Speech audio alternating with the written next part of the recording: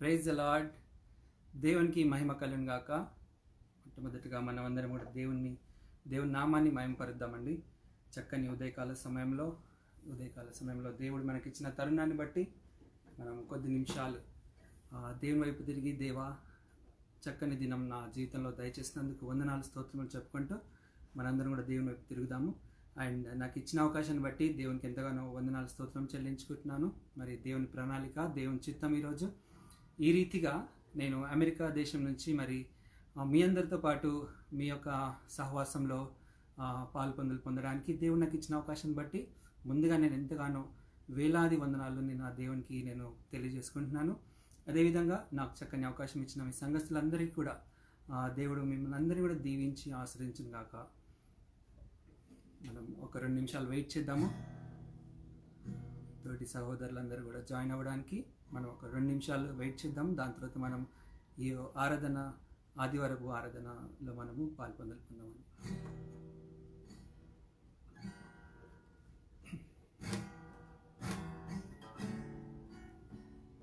Praise the Lord.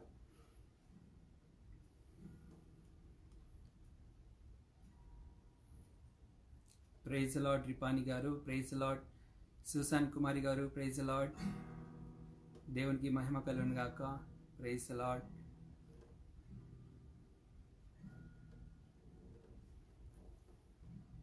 Praise the Lord. Praise the Lord. మరి ఇంతవరకు గోయల్ ప్రార్థన మందిరం నుంచి ఎన్నో అద్భుతాలు, మందిరానికి దేవుడు ఎన్నో అద్భుతాలు చేస్తున్నాడు. ఎంతోమంది మరి రక్షణ పొందినారు ఆ మందిరంలో. మరి దేవుడు ఇప్పటి వరకు ఎంతగానో దీవించి ఆశ్రయించి ముందుకు నడిపిస్తున్న విధానాన్ని బట్టి కూడా మనందరం కూడా దేవునికి మహిమ చెల్లిద్దాం. దేవుని కూడా మనం కృతజ్ఞతాస్తులు చెల్లించాలి, ఆయనకు స్తుతులు చెల్లించాలి.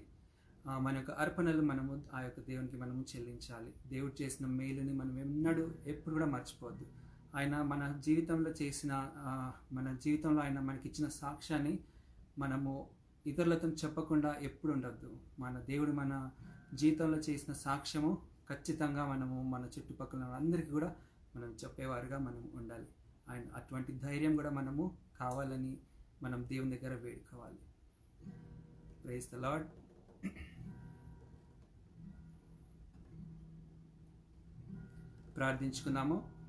ప్రార్థించుకొని మనము ఈ యొక్క సహవాసాన్ని మనము ఆరంభించుకున్నాము. అందరు తలలు వంచి కళ్ళు మూసుకున్నట్టయితే కొద్ది నిమిషాలు దేవుని వైపు తిరిగి మనం ప్రార్థించుకుందాం. స్తోత్రం స్తోత్రం స్తోత్రం స్తోత్రం స్తోత్రం స్తోత్రం స్తోత్రం. పరిశుద్ధుడా, ప్రేమగల తండ్రి, నీ యొక్క పాదాలకు వందనాలు స్తోత్రం చెల్లించుకుంటున్నాం దేవా. గొప్ప దేవుడా, గరుడానికి వందనాలు స్తోత్రం తండ్రి. ఎన్నిక లేని వారం తండ్రినైనా దేవా, పొట్టివారం మట్టివారం తండ్రినైనా, ఎందుకు పనికిరాని పురుగులం తండ్రినైనా, అయినప్పటికీ తండ్రినైనా మీ యొక్క ప్రేమ చేత, మీ యొక్క కనికరం చేత మమ్మల్ని ఆదుకున్నందుకు వందనాలు స్తోత్రములు. మమ్మల్ని కనికరించి రక్షించినందుకు వందనాలు స్తోత్రం చెల్లించుకుంటున్నాం తండ్రి. స్తోత్రం స్తోత్రం స్తోత్రం స్తోత్రం తండ్రి. దేవా, గోయల్ ప్రార్థన మందిర తరపు నుంచి తండ్రినైనా ఈరోజు మీరు మాతో నిలబడినందుకు వందనాలు స్తోత్రం తండ్రినైనా. మీ యొక్క సహవాసం మా మీద ఉంచినందుకు వందనాలు స్తోత్రం తండ్రినైనా. దేవ, మీ యొక్క ప్రసన్నత మా మీద ఉంచినందుకు వందనాలు స్తోత్రం చెల్లించుకుంటున్నాం దేవా. స్తోత్రం. హల్లెలూయా. పరిశుద్ధుడా, హల్లెలూయా. స్తోత్రం స్తోత్రం స్తోత్రం. అందరం కూడా ఏకీభవిద్దామండి. స్తోత్రం స్తోత్రం. హల్లెలూయా హల్లెలూయా హల్లెలూయా హల్లెలూయా. స్తోత్రం స్తోత్రం స్తోత్రం. యేసయ్యా దేవా, నీ యొక్క నీడ మా మీద లేకపోతే తండ్రినైనా ఈరోజు మేము బ్రతికి ఉండేవారం కాము తండ్రి. స్తోత్రం దేవా. ప్రతి క్షణం మమ్మల్ని కాచి కాపాడుతున్నందుకు వందనాలు స్తోత్రం యేసయ్యా. ప్రతి క్షణం మమ్మల్ని మాతో ఉంటున్నందుకు వందనాలు స్తోత్రం యేసయ్యా. ప్రతి క్షణం మాతో నడుస్తున్నందుకు వందనాలు స్తోత్రం యేసయ్యా. స్తోత్రం స్తోత్రం స్తోత్రం. ఎంతోమంది తండ్రినైనా ఈ యొక్క లోకాన్ని, ఈ యొక్క కాలాన్ని విడిచిపోయి ఉన్నారు తండ్రి. దేవా, మమ్మల్ని మీరు మీ రెక్కల కింద కాచి కాపాడినందుకు వందనాలు స్తోత్రం చెల్లించుకుంటున్నాం తండ్రినైనా. దేవా, మా యొక్క తప్పులను, మా యొక్క పాపాలన్నీ కూడా క్షమించండి తండ్రి. స్తోత్రం దేవా. ఈరోజు ఆదివారం దినం తండ్రినైనా దేవా, మీరు మాతో ఉన్నారని నమ్మించినాం తండ్రినైనా. దేవా, పాటలతోనూ వాక్యంతోనూ మమ్మల్ని దేవా, మా యొక్క హృదయాలను ఈ యొక్క వాక్యం నింపండి తండ్రినైనా. అనుదిన ఆహారాన్ని మాకు దయచేయండి తండ్రినైనా. ఈ లోక ఆహారంతో తండ్రినైనా మేము తృప్తి పొందము, కానీ దేవా మీ ఆత్మీయ ఆహారంతోనే తండ్రినైనా మేము తృప్తి పొందేవారుగా ఉన్నాం తండ్రినైనా. చక్కని ఆత్మీయ ఆహారం దయచేయండి. అలాగే తండ్రి చక్కని పాటలతో స్తుతి ఆరాధనతో మీరే మహిమ పొందుకోమని వేడుకుంటున్నాం తండ్రి. స్తోత్రం. ఎవరైతే రాలేని వారు ఉన్నారు వారి కొరకు ప్రార్థిస్తున్నాం తండ్రి. దేవా ఏ కారణం చేత రాలేరో తండ్రి మీకు తెలుసు తండ్రి. దేవా అది సాతాన్ అనుకూలంగా ఉండి మీకు వ్యతిరేకంగా ఉన్నట్లయితే తండ్రి వెంటనే ఆ సాతాను శక్తిని బంధించండి తండ్రి. దేవాని యొక్క ప్రార్థనకి ఎవరు కూడా దూరం కాకుండా, నీ యొక్క మందిరానికి ఎవరు కూడా దూరం కాకుండా మీరే సహాయం దయచేయమని వందనాలు స్తోత్రం చెల్లించుకుంటున్నాం. అదేవిధంగా సంఘ కాపరిని దీవించండి, అయ్యగారిని దేవా. అదేవిధంగా వారికి వచ్చిన కూతురుని దీవించండి తండ్రి. దేవా వారికి వచ్చిన కొడుకుని దీవించండి, ఆశ్రయించండి తండ్రి. ఎంతగానో సేవలో మీరు వాడుకుంటున్నారు, ఆ కుటుంబాన్ని అంతా కూడా మీరు సేవలో వాడుకుంటున్నారు తండ్రి. నీకు వందనాలు స్తోత్రం చెల్లించుకుంటున్నాం. చక్కని మ్యూజిషియన్స్ ఇచ్చినారు తండ్రి, అదేవిధంగా చక్కని సింగర్స్ ఇచ్చినారు తండ్రి. అదేవిధంగా అంకుల్ని తండ్రి మీరు ఎంతగానో మీ సేవలో వాడుకున్నారు తండ్రి. కొన్ని సంవత్సరాలుగా తండ్రి మీ యొక్క కార్యములు ఆ గృహం ద్వారా మీరు జరిపించుకుంటున్న విధానం చూస్తుంటే ఎంతో సంతోషం కలుగుతుంది తండ్రి. దేవా ఏ కారణం చేత అయితే తండ్రి అయ్యగారు ఈరోజు రాలేకపోయారో తండ్రి మీకు మాత్రమే తెలుసు తండ్రి. స్తోత్రం దేవ. మీరే ఆ యొక్క మార్గాన్ని సరళం చేయండి తండ్రి. దేవా ఇరుకు ఇబ్బందులన్నీ కూడా వేసేయమని ప్రాధాయపడుతుంది తండ్రి. మీకే వందనాలు స్తోత్రం చెల్లించుకుంటూ జరగబోయే ప్రార్థన కుటుంబంలో జరగబోయే ఆరాధనలో దేవా వినబోయే వాక్యం మీరే మాకు తోడుగా ఉండి ముందుకు నడిపించమని వందనాలు స్తోత్రం చెల్లించుకుంటూ సమస్తం చేతులకు అర్పించుకుంటూ యేసు క్రీస్తు పేరిట ఈ ప్రార్థన అడిగి పెట్టుకుంటున్నాం తండ్రి. ఆమేన్. ఆమేన్. ఆమేన్.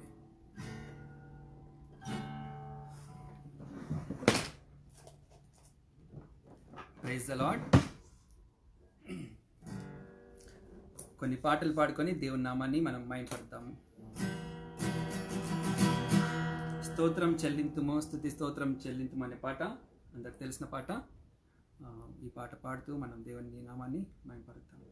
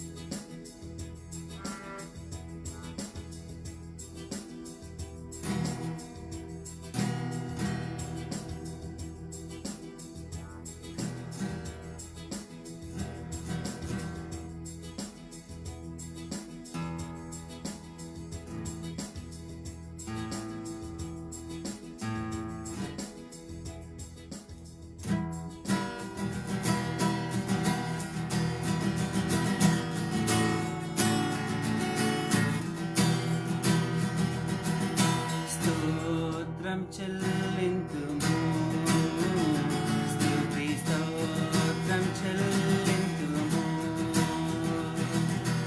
యేసునాథుని మేలులు తలంచి, యేసునాథుని మేలులు తలంచి స్తోత్రం చెల్లింతుము, స్తుతి స్తోత్రం చెల్లింతుము.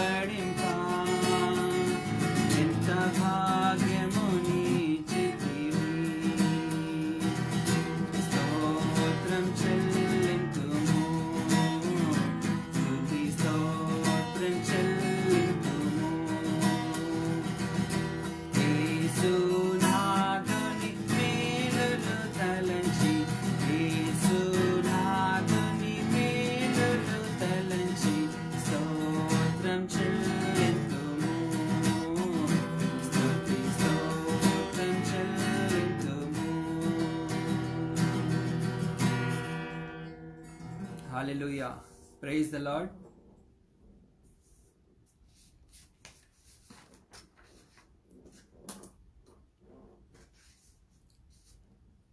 Praise the Lord. దేవునికి మహిమ కలుగును గాక. ఎన్ని తలచినా ఏది అడిగినా జరిగేది నీ చిత్తమే కదా. మనం ఎన్నో తలుస్తాం, మన జీవితంలో ఎన్నో కోరుకుంటాం, ఎన్నో కావాలనుకుంటాం, కానీ నిజానికి జరిగేది దేవుని చిత్తం. మనం దానికి ఎప్పుడు కూడా శిరస్సు వహించాలి కదా. మనకి ఈ లోకంలో కొన్నిసార్లు మనం తోడుని కోల్పోతాం, ప్రేమను కోల్పోతాం, మనతోని ఎవరు కూడా నిల్చుండరు. కానీ యేసయ్య మాత్రం నేను నీతో పాటు ఉంటాను, నీతో నిలుస్తాను, ప్రతి దాంట్లో నేను ఉంటాను అని చెప్పి మనకు సెలవిస్తున్నాడు కదా. మరి మనం కూడా మన ప్రార్థన ఆలకించి ప్రభువా, నా ప్రార్థన నా మనవిని ఆలకించి ప్రభువా అని చెప్పి ప్రార్థించినప్పుడు దేవుడు కూడా మనతో పాటు నడవడానికి, దేవుడు మనతో పాటు ఉండడానికి ఆయన సిద్ధపాటుగా ఉన్నాడు. మనం ఆయనతో నడవడానికి మనం ముందుగా సిద్ధపాటు కలిగి ఉండాలనే విషయము మనందరం జ్ఞాపకం చేసుకుంటూ, ఎన్ని తలచినా ఏది అడిగినా జరిగేది నీ చిత్తమే ప్రభు అనే పాట, ఈ పాటను పాడుతూ మనము కొద్దిసేపు మనం దేవుని నామాన్ని మహిమపరుస్తాం.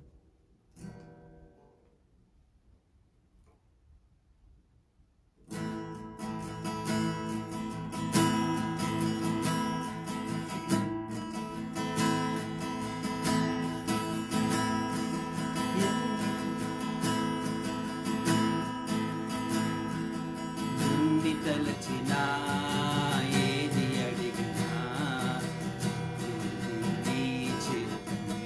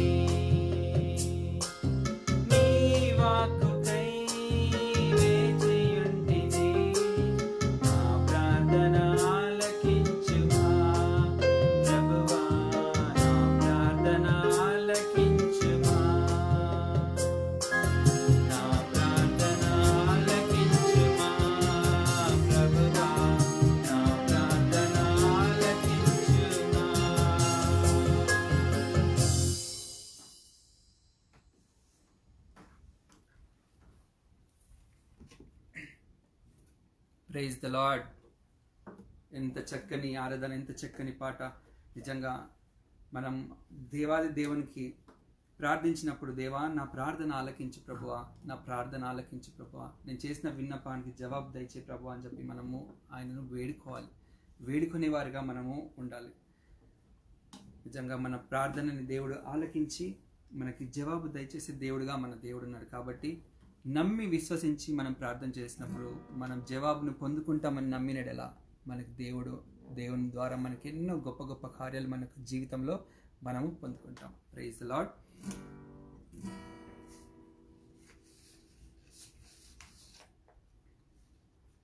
అదేవిధంగా యేసు మసీ తేరే జైసా హై కోయి నహీ అనే పాట పాడుతూ కొద్దిసేపు మనము దేవుని ఆరాధన చేసి మనము వాక్యంలోనికి వెళ్దామండి.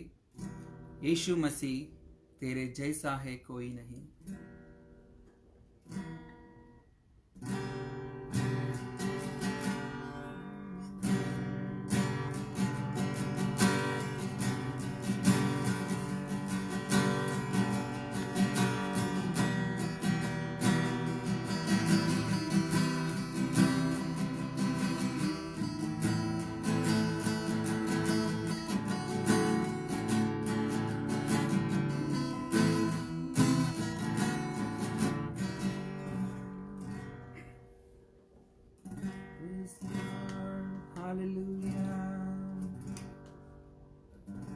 హల్లెలూయా. స్తోత్రం స్తోత్రం స్తోత్రం స్తోత్రం స్తోత్రం స్తోత్రం. అవును ప్రభువా, నీ వంటి వారు ఈ లోకంలో ఎవరు లేరేసయ్యా. మీరు చూపించిన ప్రేమ ఈ లోకంలో ఎవరు చూపించలేరు తండ్రి. నేను దేవా, మీరు మీ యొక్క కుమారుని, ప్రియ కుమారుని మా కొరకు తండ్రి నాయన, మా కొరకు ఈ భూలోకానికి పంపించి మా యొక్క పాపముల కొరకు, మా యొక్క శాపముల కొరకు మీ యొక్క కుమారుణ్ణి బలిగా అర్పించినారు తండ్రి. స్తోత్రం స్తోత్రం. హల్లెలూయా హల్లెలూయా. స్తోత్రం స్తోత్రం. హోసన్నా అని పాడదామా? హల్లెలూయా హల్లెలూయా హల్లెలూయా. ఎవరు కూడా మౌనంగా ఉండకూడదండి. ఎవరైతే నాతో పాటు ఏకీభవించి పాడుతున్నారో ఎవరు కూడా మౌనంగా ఉండద్దు. అవును ప్రభువా, మా కొరకు ఈ లోకానికి వచ్చి మా పాపముల నిమిత్తం మీరు సిలువలో ప్రాణం పెట్టినారు తండ్రి. తండ్రి అయిన దేవుడు ఆయనకు కుమారుణ్ణి మన కొరకు పంపినాడు అనే విషయాన్ని మనం మర్చిపోవద్దు. మన పాపముల నిమిత్తం ఎవరు చనిపోరు. మన పాపముల నిమిత్తం మన స్నేహితులు చనిపోరు, మన తల్లిదండ్రులు చనిపోరు, మన బంధుమిత్రులు చనిపోరు. కానీ నిన్ను నన్ను ప్రేమించే మన యేసయ్య మన కొరకు చనిపోయాడు. ఆయన బలి అయ్యాడు. ఆ విషయాన్ని మనము గ్రహించి స్తోత్రం చెప్తాం. హల్లెలూయా హల్లెలూయా. స్తోత్రం. యేసు మసీ तेरे जैसा है कोई नहीं అనే పాట పాడుతూ ఆయన నామాన్ని మహిమపడతామా? స్తోత్రం. యేసు మసీ तेरे जैसा है कोई नहीं, तेरे चरणों में झुके आसमां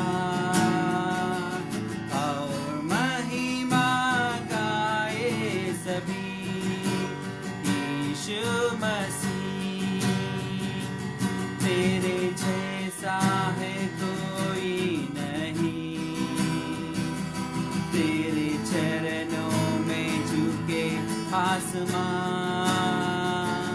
और महिमा गाए सभी. हम गाए हो सना, तू राजा हो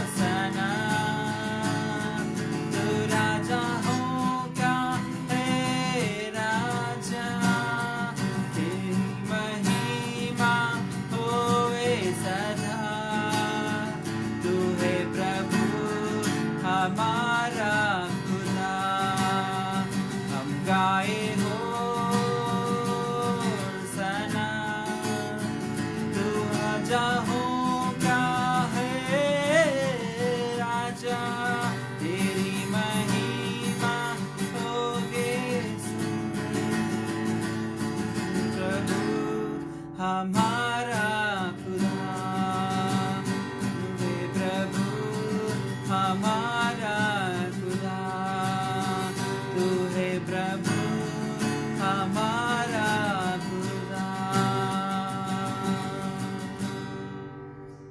Yes Lord. అవును ప్రభువా, నీవే మా తండ్రివి తండ్రి, మా కొరకు చనిపోయిన వాడవు తండ్రి. స్తోత్రం స్తోత్రం, హల్లెలూయా. నీ యొక్క ప్రియ శిష్యుని, నీ యొక్క ప్రియ కుమారుని మా కొరకు పంపినారు తండ్రి. స్తోత్రం. మా పాపం నిమిత్తం సిలువలో బలియాగమైనాడు తండ్రి. స్తోత్రం స్తోత్రం స్తోత్రం స్తోత్రం, హల్లెలూయా హల్లెలూయా. నీ వంటి వారు ఎవరు లేరు తండ్రి. స్తోత్రం స్తోత్రం స్తోత్రం స్తోత్రం, హల్లెలూయా హల్లెలూయా. స్తోత్రం స్తోత్రం. हम गाए होसना,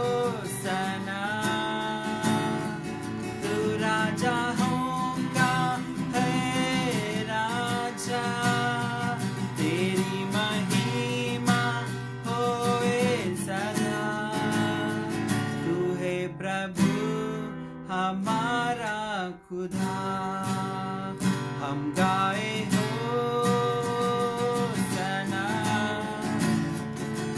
राजा होगा है राजा, तेरी महिमा होए सदा, तू है प्रभु हमारा खुदा, तू है प्रभु हमारा खुदा.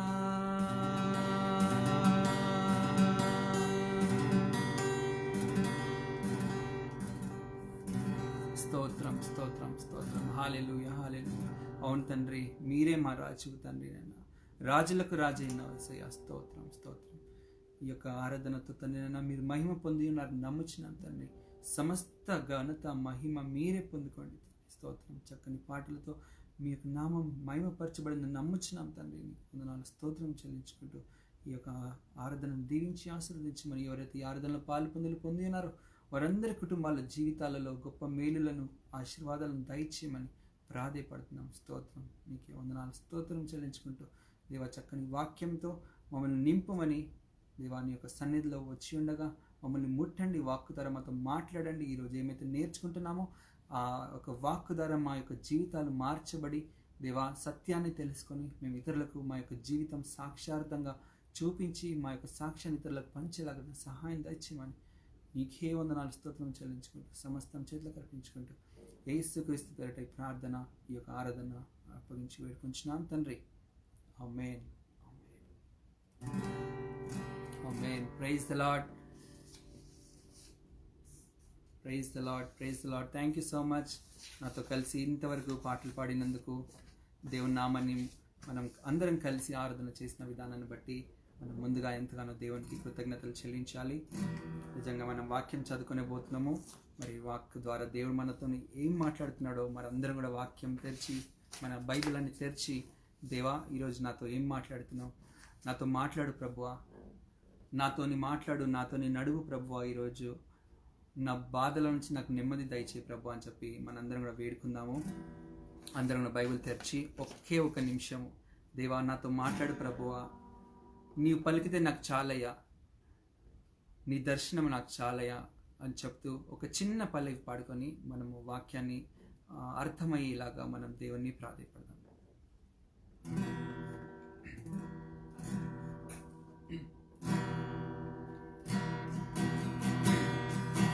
నాతో మాట్లాడు ప్రభువా, నీవే మాట్లాడు మయ్యా, నాతో మాట్లాడు ప్రభువా, నీవే మాట్లాడు మయ్యా, నీవు పలికితే నాకు మేలయ్యా, నీవు పలికితే నాకు మేలయ్యా, నీ దర్శనమే నాకు చాలయ్యా, నీ దర్శనమే నాకు చాలయ్యా, నాతో మాట్లాడు ప్రభువా, నీవే మాట్లాడు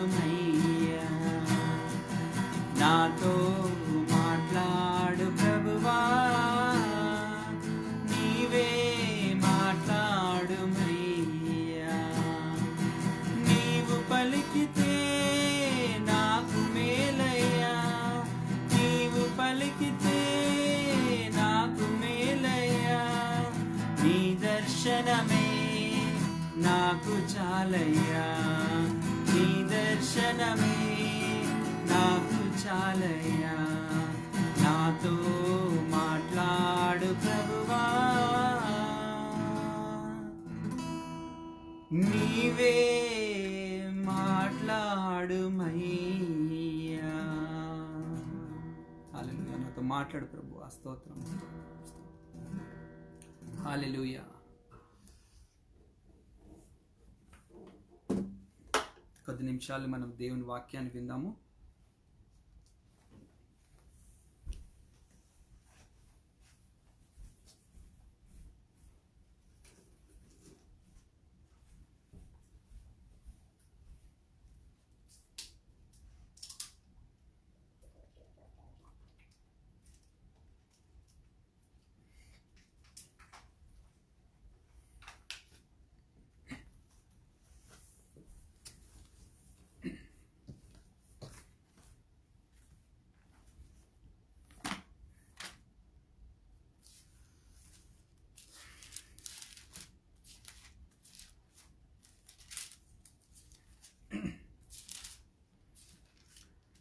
ప్రైజ్ లార్డ్. నాకు ఎంతో సంతోషంగా ఉంది ఈరోజు మీ అందరితోని గోయల్ ప్రార్థన మందిరం తరఫు నుంచి మరి దేవుడు ఈరోజు నాతో మాట్లాడినాడు.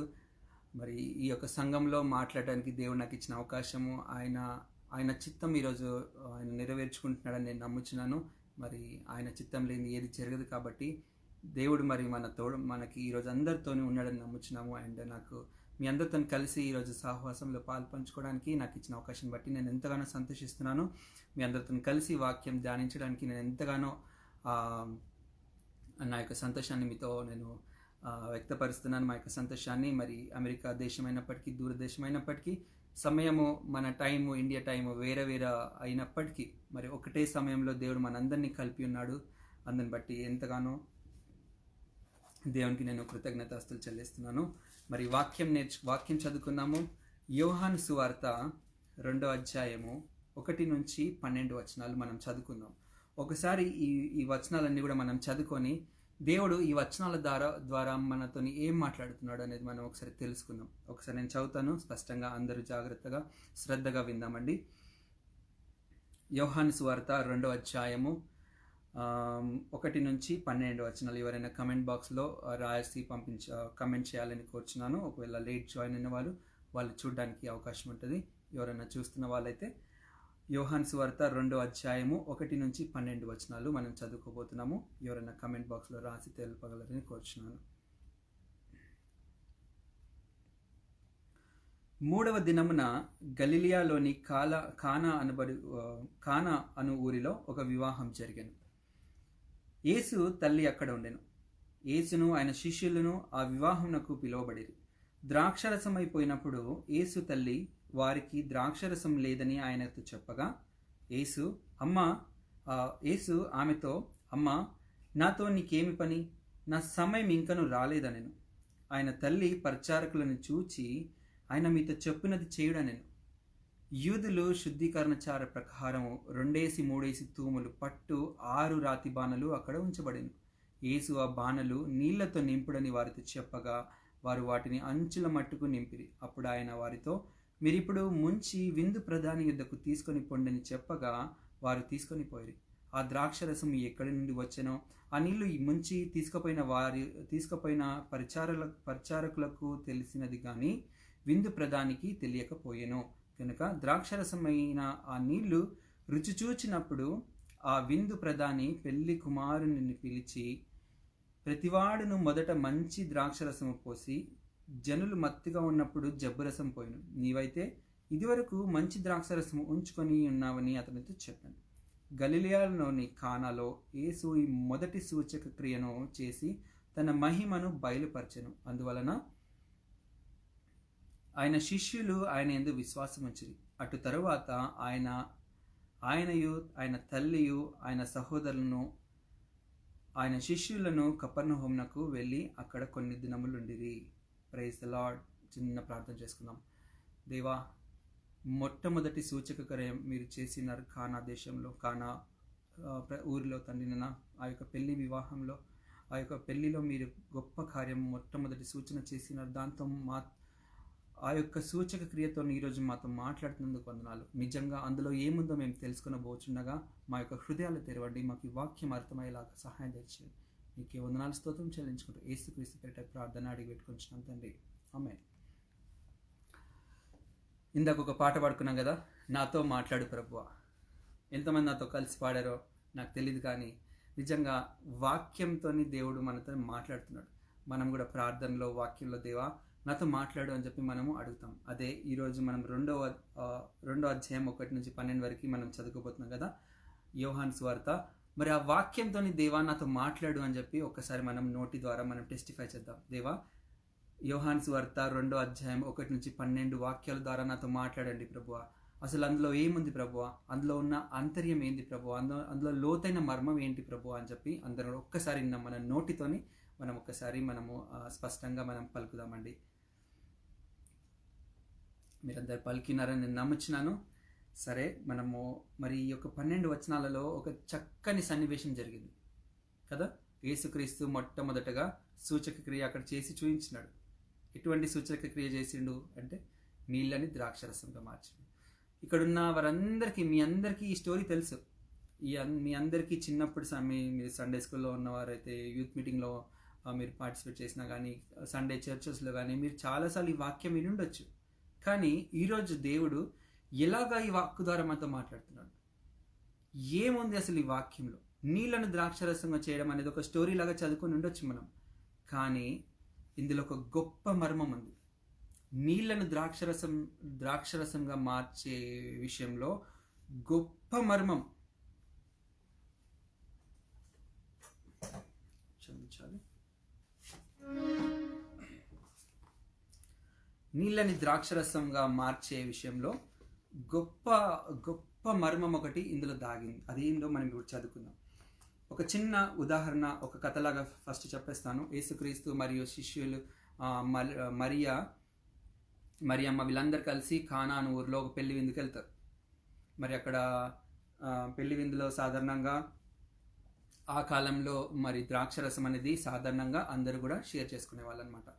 వాళ్ళకి తొట్టిలు ఉండేవి. ఆ తొట్టిలలో ద్రాక్షరసాలు పోసి రసాన్ని తీసి బాణలలో నింపి వచ్చిన చుట్టాలందరికీ, పెళ్లి విందుకు అటెండ్ అయిన వాళ్ళందరికీ కూడా వాళ్ళు ద్రాక్షరసం పోసి వాళ్ళ సంతోషంలో పొందేవాళ్ళు అనమాట. అలాగే ఇక్కడ కూడా ఈ యొక్క పెళ్లి విందులో ఈ యొక్క ద్రాక్షరసం సప్లై చేసినప్పుడు ఒకానొక టైంలో ద్రాక్షరసం అయిపోతుంది. మరి ఆ పెళ్లికి ఎవరైతే అరేంజ్ చేస్తారో వాళ్ళందరూ ఎంతో కలవరపడతారు. అయ్యో ద్రాక్షరసం అయిపోయింది, మరి చుట్టాలందరూ వచ్చిన్నారు, వాళ్ళందరికీ ద్రాక్షరసం లేకపోతే ఎట్లా, మా యొక్క పరువు పోతుందని చెప్పి ఎంతో కలవరపడినప్పుడు మరియమ్మ అది గమనించి యేసుక్రీస్తు దగ్గరికి వచ్చి, యేసు మరి ద్రాక్షరసం అయిపోయింది, నువ్వు ఏదో ఒకటి చేయాలి అన్నప్పుడు యేసుక్రీస్తు అంటాడు, అమ్మ నా సమయం ఇంకా రాలేదు, నాతో నీకేం పని అంటాడు. అయినప్పటికీ వాళ్ళమ్మ ఎంతగానో అడిగి ఉండొచ్చు, ఒక మాట చెప్పిండొచ్చు. మరి అమ్మ మాట కాదనలేక, మరి యేసుక్రీస్తు అన్న సమయం రాలేనప్పటికీ అమ్మ మాట కాదనలేక నీళ్లను ఆ యొక్క కుండలలో నీళ్లు నింపండి అని చెప్పి అక్కడున్న పని వాళ్ళకి చెప్పినప్పుడు వాళ్ళందరూ నీళ్లు నింపుతారు. యేసుక్రీస్తు ఆ నీళ్ళని ద్రాక్షరసంగా మార్చడము, అక్కడున్న జనులందరూ కూడా ఆ ద్రాక్షరసం తాగడము మనం చూస్తున్నాం.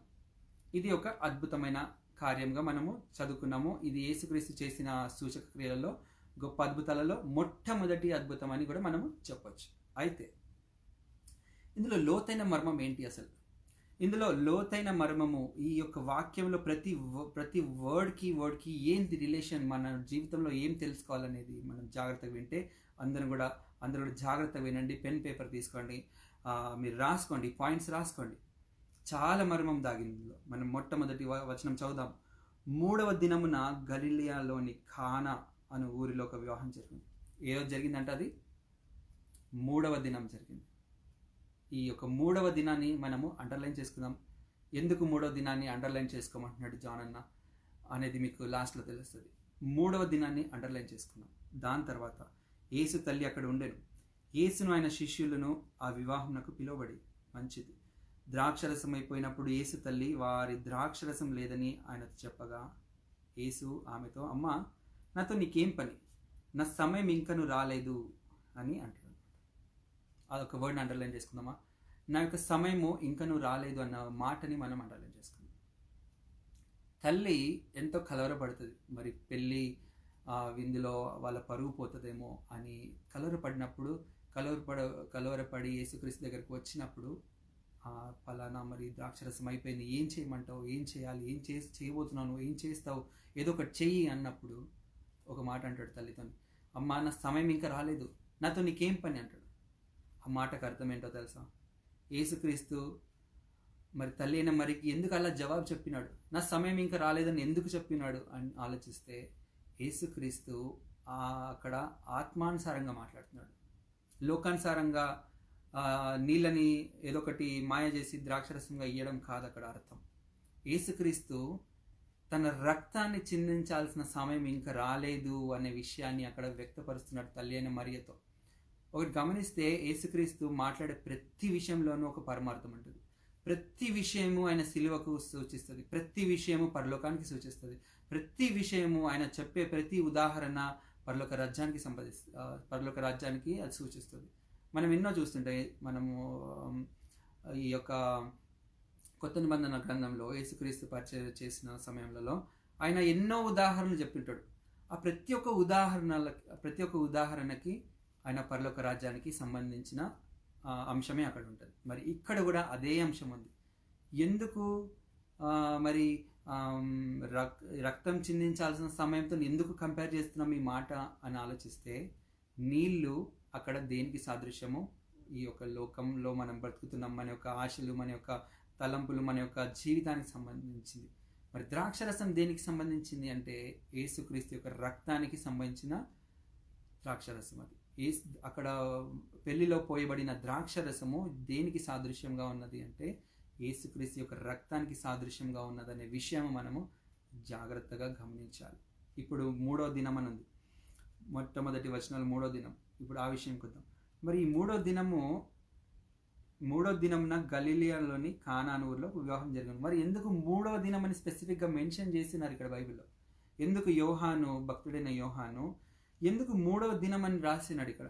పెళ్ళి 1వ దినంన జరగవచ్చు, 2వ దినంన జరగవచ్చు, 6వ దినంన జరగవచ్చు. 3వ దినంని ఎందుకు జరగాలి? ఆ 3వ దినంనే మనం ఇక్కడ ఎందుకు రాయబడి ఉంది అనేది గమనిస్తే, యేసుక్రీస్తు చనిపోయింది, సిలువలో చనిపోయింది కూడా 3వ రోజు.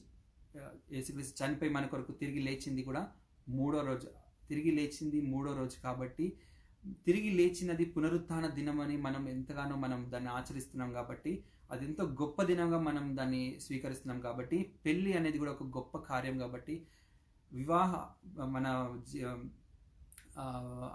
అన్నిట్లో ఘనమైనది ఏంటండి? అన్నిట్లో ఘనమైనది, అన్ని విషయాలలో ఘనమైనది వివాహం కదా. మరి ఈ వివాహానికి దేవుడు ఎంతగానో ప్రత్యేకతగా చూపిస్తున్నాడు ఇక్కడ. మరి 3వ దినము అంటే యేసుక్రీస్తు చనిపోయి 3వ రోజు లేచిన దినానికి సాదృశ్యంగా ఉన్నది. ఎందుకు ఆ రోజు దానికి సాదృశ్యంగా ఉన్న అనేది మనకి రాను మనకి అర్థమవుతుంది. మనం ముందుకెళ్దాం. మరి ద్రాక్షరసం అయిపోయినప్పుడు తల్లి ద్రాక్షరసం లేదని అంత చెప్పగా, అమ్మ నాతో నీకేం పని అని చెప్పినాడు. మరి ఆయన రక్తాన్ని చిందించాల్సిన సమయం ఇంకా రాలేదని చెప్పడానికి యేసుక్రీస్తు అక్కడ చెప్తున్నాడు. ముందుకెళ్తే యూదుల శుద్ధీకరణ చారణ ప్రకారము 2-3 తూములు పట్టు 6 రాతి బాణాలు అక్కడ ఉంచబడి. ఇప్పుడు 6 అనే మాటని మనము అండర్లైన్ చేసుకున్నాం. 6 రాతి బాణాలు. రాతి అనే దానికి కూడా మనం రాతి బాణాలు అనే దాన్ని కూడా మనం అండర్లైన్ చేసుకుందాము. ఈ 6 అనేది దేనికి సూచిస్తుందంటే, ఎందుకు 6 బాణాలే ఉన్నాయి అక్కడ? ఇప్పుడు పెళ్ళి అంటే చాలా పెద్దగా జరుగుతుంది. మన హైదరాబాద్లో కానీ, తెలంగాణ, ఆంధ్రప్రదేశ్లో కానీ పెళ్ళి జరిగిందంటే దగ్గర 1000-2000 మంది వస్తారు. మరి ఇంతమంది వచ్చినప్పుడు 6 రాతి బాణాలు సరిపోతాయా? సరిపోవు కదా. మరి అక్కడ కూడా గొప్ప వివాహం జరిగింది, పెద్ద ఫంక్షన్, అది గొప్ప వివాహము. మరి పెళ్ళి ఎంతమంది వచ్చినారో మనకు తెలియదు, కానీ గొప్ప వివాహం అని అనుకోవచ్చు మనం. మరి ఎందుకు రాతి బాణాలు 6 ఉంచబడినాయి అక్కడ? 6 అంటే 6 అది దేనికి సూచిస్తుందో తెలుసా? 6 అనేది యేసుక్రీస్తు అంటే దేవుడు మానవుణ్ణి సృజించింది 6వ దినం. మీ అందరికీ తెలుసు కదా. యేసుక్రీస్తు మానవుణ్ణి సృజించింది 6వ దినం. ఒక వాక్యం మనం ఒకసారి చదువుకుందాము. ఆదికాండ గ్రంథము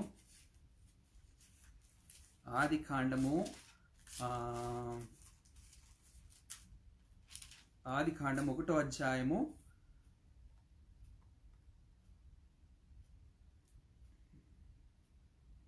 1వ అధ్యాయము 27వ వచనం ఒకసారి చదువుదాము. దేవుడు తన స్వరూపమందు నరుని సృజించెను, దేవుని స్వరూపమందు వారిని సృజించెను, స్త్రీని గాను పురుషుని గాను సృజించెను. దేవుడు వారిని ఆశీర్వదించిన ఎట్లనగా, మీరు ఫలించి అభివృద్ధి పొంది విస్తరించి భూమిని నిండించి దానిని లోపరుచుకున్నది. ఇక్కడ మనం చూస్తే దేవుడు ఇక్కడ చూస్తే 27వ వచనంలో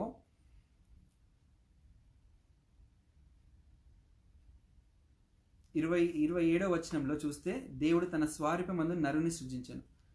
దేవుడు నరుని ఏ రోజు సృజించిండు మనందరికి తెలుసు. ఏ రోజు సృజించిండు దేవుడు మనందరినీ దేవుడు 6వ రోజున సృజించిండు. అన్ని ఈ ఈ లోకం అన్నిటినీ, చెట్లు చీమలన్నీ, ఆకాశ పక్షులు, నీళ్లు, భూమి అన్నీ కూడా సమకూర్చి ఆ తర్వాత మనిషిని 6వ దినాన్న మరి భూమి మీదకి తీసుకొని వచ్చినాడు. మరి ఈ 6వ దినం కూడా ఈ 6 అనే పదానికి మనుషులు అనేది అర్థం చేసుకోవాలి. మనం అన్నిటిని కూడా లాస్ట్కి కనెక్ట్ చేసి చూద్దాం, ఏమొస్తుంది అనేది మనకు ఈజీగా అర్థమవుతుంది. ఎంత చక్కగా ఉంటుందంటే ఈ అర్థము మనకు తెలుస్తుంది. విందాము. రాతి బాణలు అంటే మట్టితో తయారు చేసిన పాత్రలు, మట్టితో తయారు చేసిన కుండలు, మట్టితో తయారు చేసిన మూతలు, మట్టితో తయారు చేసిన వస్తువులు ఏవైనా కానీ. రాతి బాణలు అంటే మట్టి, రాతి అంటే మట్టి బాణలు. మనందరం కూడా దేనికి పోలికై ఉన్నామో మనందరికీ కూడా తెలుసు. మనం మట్టి లాంటి వారం. ఎక్కడి నుంచి వచ్చినా మనము? ఆకాశం నుంచి వచ్చామా? ఆకాశం నుంచి ఊడి కింద పడ్డామా? దేవుడు అక్కడి నుంచి ఆకాశం నుంచి ఉఫ్ఫను ఊపితే మనం వచ్చి కింద పడ్డామా? లేకపోతే యేసుక్రీస్తు లేకపోతే దేవుడు ఇట్లా చేయి చూపించి ఇట్లా అన్నప్పుడు మనము సృష్టి అయినామా? మన సృష్టి ఎలా జరిగింది? ఆదాంని ఎలా సృష్టించిండు దేవుడు? నీళ్ళ మంటిని తీసుకొని ఒక బొమ్మను తయారు చేసి ఆయన నాసికారంధ్రంలో దేవుని యొక్క శ్వాసను అందులో ఊదుతాడు. అట్లా మనము ఈ భూమి మీదకి వచ్చినాం. అంటే మనం మట్టి నుంచి వచ్చినాం. మనం మట్టి నుంచి వచ్చినాం, మట్టిలోనికి వెళ్తాం. అంటే మనం ఎటువంటి వారమే ఉన్నామో మట్టి వారం. యేసుక్రీస్తు మరి దేవుడు ఎటువంటి వాడై ఉన్నాడు? యేసుక్రీస్తు దేవుడు ఎటువంటి వాడైనాడంటే ఒక కుమ్మరిలాగా ఉన్నాడు. ఆయన మనం తయారు చేసిన కుమ్మరి. మనం కుమ్మరిలను చూస్తుంటాం కదా, మా ఇంటి దగ్గర కుమ్మరులు ఉంటారు.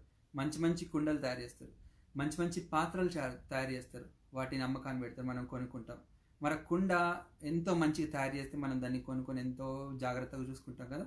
అట్లనే దేవుడు కూడా ఆయన ఒక కుమ్మరి అయ్యి మనని ఒక మట్టి పాత్రగా మనకు ఒక బొమ్మలాగా తయారు చేసి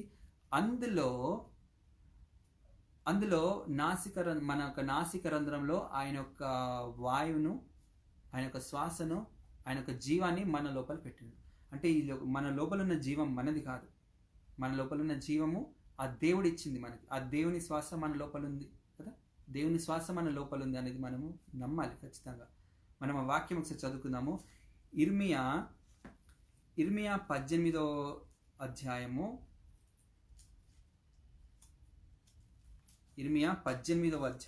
1 నుంచి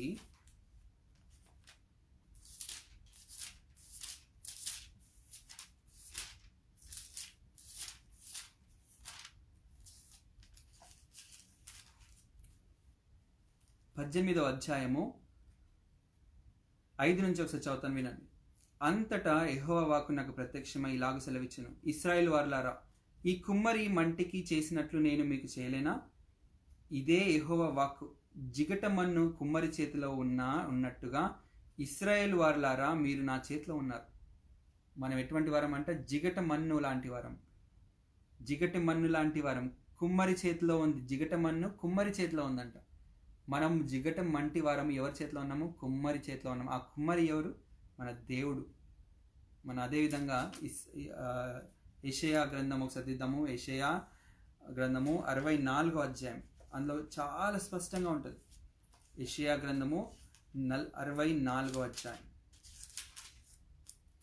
యెషయా గ్రంథము 64వ అధ్యాయము 8వ వచనం మనం చదువుదాం.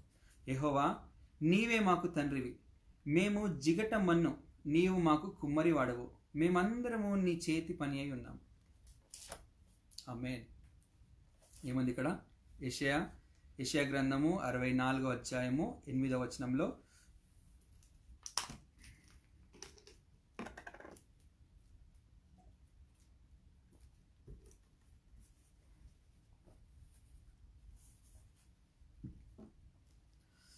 యెషయా గ్రంథము 64:8 ఏముంది ఇక్కడ?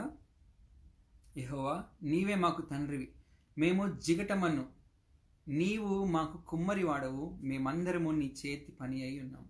మనందరం ఎవరి చేతి పని అయి ఉన్నాము? దేవుని చేత మనము చేయబడ్డాం.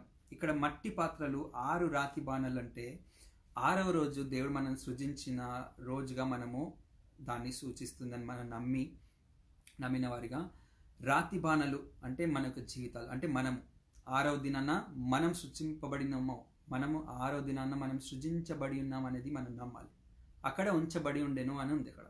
సరే, 6వ దినంన మనుషులు చేయబడ్డారు అనేది పక్కన పెడితే ఈ 6 రాతి బాణాలు అక్కడ ఉంచబడ్డాయి. సరే, ఇప్పుడు మన మనం బ్రతికి ఉంటున్నాం కదా, మనం లోకంలో బ్రతికి ఉండాలంటే మన మన మన లోపల ఏముండాలి? శ్వాస ఉండాలి, మన తలంపులు ఉండాలి, మన కార్యములు ఉండాలి, మన లోపల జీవం ఉండాలి కదా. ఉంటేనే మనం లోకంలో బ్రతుకుతాం, లేకపోతే చచ్చిపోతాం. మనం బ్రతుకుతున్నామంటే మన లోపల జీవం ఉండాలి కదా. మన లోపల జీవం ఉండాలి, మన తలంపులు, మన ఆశలు, మన ప్రవర్తన, మన నడవడిక, అవన్నీ మన లోపల ఉంటే మనం ఒక మనిషిగా, మన ప్రాణంతో ఉన్న మనుషులుగా మనము బ్రతుకుతుంటాం. మరి ఇక్కడ ఏమైందో చూద్దాం. ఆ బాణలు, యేసు ఆ బాణలలో నీళ్లు నింపుడని వారితో చెప్పగా వారు వాటిని అంచుల మట్టుకు నింపిరి. ఏం నింపినాడు అక్కడ? యేసుక్రీస్తు ఏమంటున్నాడు? ఆ ఖాళీ బాణలలో నీళ్లు నింపండి అంటే వెంటనే వీళ్ళు నీళ్ళు నింపినారు. నీళ్ళు నింపినప్పుడు అప్పుడు ఆయన వారితో, మీరు ఇప్పుడు ముంచి విందు ప్రధాని యొద్దకు తీసుకొని పొండని చెప్పగా వారు తీసుకొని పోయారు. సరే, ఇక్కడ ఒక స్టోరీ. ఇప్పుడు అంచుల మట్టుకు నీళ్లు నింపమని చెప్తాడు యేసుక్రీస్తు. మరి అంచుల మట్టుకు నీళ్లు నింపమని చెప్పిన వెంటనే యేసుక్రీస్తు ఆ నీళ్లను ద్రాక్షరసంగా మారుస్తాడు. ఆ ద్రాక్షరసంగా మార్చిన తర్వాత ఈ ద్రాక్షరసము తీసుకుపోయి అందరికీ పంచండి అని చెప్తాడు. మరి అందరికి పంచమన్నప్పుడు వాళ్ళందరూ, సేవకులందరూ కూడా ద్రాక్షరసాన్ని తీసుకుపోయి అందరికీ పంచినప్పుడు ఎవరైతే తాగుతారో వాళ్ళు ఏం ఫీల్ అవుతారు? ఫస్ట్గా ద్రాక్షరసం ఎంతో రుచిగా ఉంటుందంట, ఎంతో రుచిగా ఉంటుందంట ద్రాక్షరసం. అంటే అటువంటి ద్రాక్షరసం వాళ్ళు ఎప్పుడు కూడా తాగలేరంట. అటువంటి ద్రాక్షరసము వాళ్ళ లైఫ్లో ఎప్పుడు తాగలేరు అని ఇక్కడ మనకి వాక్యం సెలవిస్తుంది. అంటే ఇప్పుడు జాగ్రత్త వినండి, మనము మన జీవితము లోకానుసారంగా జీవిస్తున్నప్పుడు, మన మట్టి పాత్ర లాంటి మన జీవితంలో మట్టి పాత్ర లాంటి లోకానుసారమైన డీడ్స్ని మనం కలిగి ఉన్నప్పుడు, లోకానుసారమైన ఆశలను మనం కలిగి ఉన్నాము, లోకానుసారమైన పాపములతో మనం నిండి ఉన్నాము. దేవుడు ఎప్పుడైతే మన లోపల ఉన్న వాటిని మారుస్తాడో, అంటే ఇక్కడ ఎలాగైతే నీళ్లను మార్చి ద్రాక్షరసంగా ఇచ్చినాడో, అంటే మన పాపములని ఎప్పుడైతే యేసుక్రీస్తు సిలువలో రక్తంతో కార్చినాడో, యేసుక్రీస్తు రక్తము ఎంతో పరిశుద్ధమైనది కదా. యేసుక్రీస్తు రక్తం ద్వారా ఎంతో గొప్ప ఆశీర్వాదాలు మనకి వచ్చినాయి, ఎంతో గొప్ప మేలులు మన జీవితంలో వచ్చినాయి. అదేంటి గొప్ప మేలు? మనం పాపం నుండి విముక్తులమైనం. అదే గొప్ప మేలు కదా మన జీవితంలో. పాపం నుండి మనం విముక్తులమైనం కదా. ఇక్కడ ఇక్కడ ఇక్కడ ఇక్కడ ఈ రక్తం కూడా, ఈ యొక్క ద్రాక్షరసం దేనికి సూచిస్తుందంటే యేసుక్రీస్తు యొక్క రక్తానికి సూచిస్తుంది. ఇప్పుడు జాగ్రత్త విందాం. ఎప్పుడైతే యేసుక్రీస్తు రక్తంతో మనం కడగబడతామో, మన యొక్క మట్టి జీవితంలో ఆ నీళ్ళ బదులుగా ద్రాక్షరసం ఎప్పుడైతే మార్చబడుతుందో, ఇప్పుడు మనము మట్టి అనుకుంటున్నాం, 6వ దినాన మనం మట్టితో సృజింపబడిన పాత్రలం అనుకుంటున్నాం. మన పాత్రలలో నీళ్లున్నాయి ప్రస్తుతానికి. ఆ నీళ్ళని ఎప్పుడైతే ద్రాక్షరసంగా మార్చుకుంటామో, అంటే ఆ నీళ్ళు ఎప్పుడైతే ద్రాక్షరసంగా మారుతాయో అంటే అర్థం ఏంటంటే, ఎప్పుడైతే యేసుక్రీస్తు మన యొక్క జీవితాన్ని మారుస్తాడో, ఎప్పుడైతే యేసుక్రీస్తు మన పాపాన్ని క్షమించి మనకి కొత్త జీవితాన్ని ఇస్తాడో, మన లోపల ఉన్న నీళ్ళని ద్రాక్షరసంగా మారుస్తాడో, ఆ ద్రాక్షరసము ఎంత రుచికరంగా ఉంటుందంటే, ఇప్పుడు మనం చూద్దాం దాన్ని. ద్రాక్షరసం ఎక్కడి నుండి వచ్చేనో ఆ నీళ్లు ముంచి తీసుకుపోయిన పరిచారులకే తెలిసింది, కానీ విందు ప్రధానికి తెలియకపోయాను. కనుక ద్రాక్షరసమైన ఆ నీళ్లు రుచి చూచినప్పుడు ఆ విందు ప్రధాని పెళ్లి కుమారుని పిలిచి, ప్రతివాడును మొదట మంచి ద్రాక్షరసం పోసి మత్తుగా ఉన్నప్పుడు జబ్బురసం పోయాను, నీవైతే ఇదివరకు మంచి ద్రాక్షరసం ఉంచుకొని ఉన్నావని అతనితో చెప్పాను. ఏమంటున్నాడంట?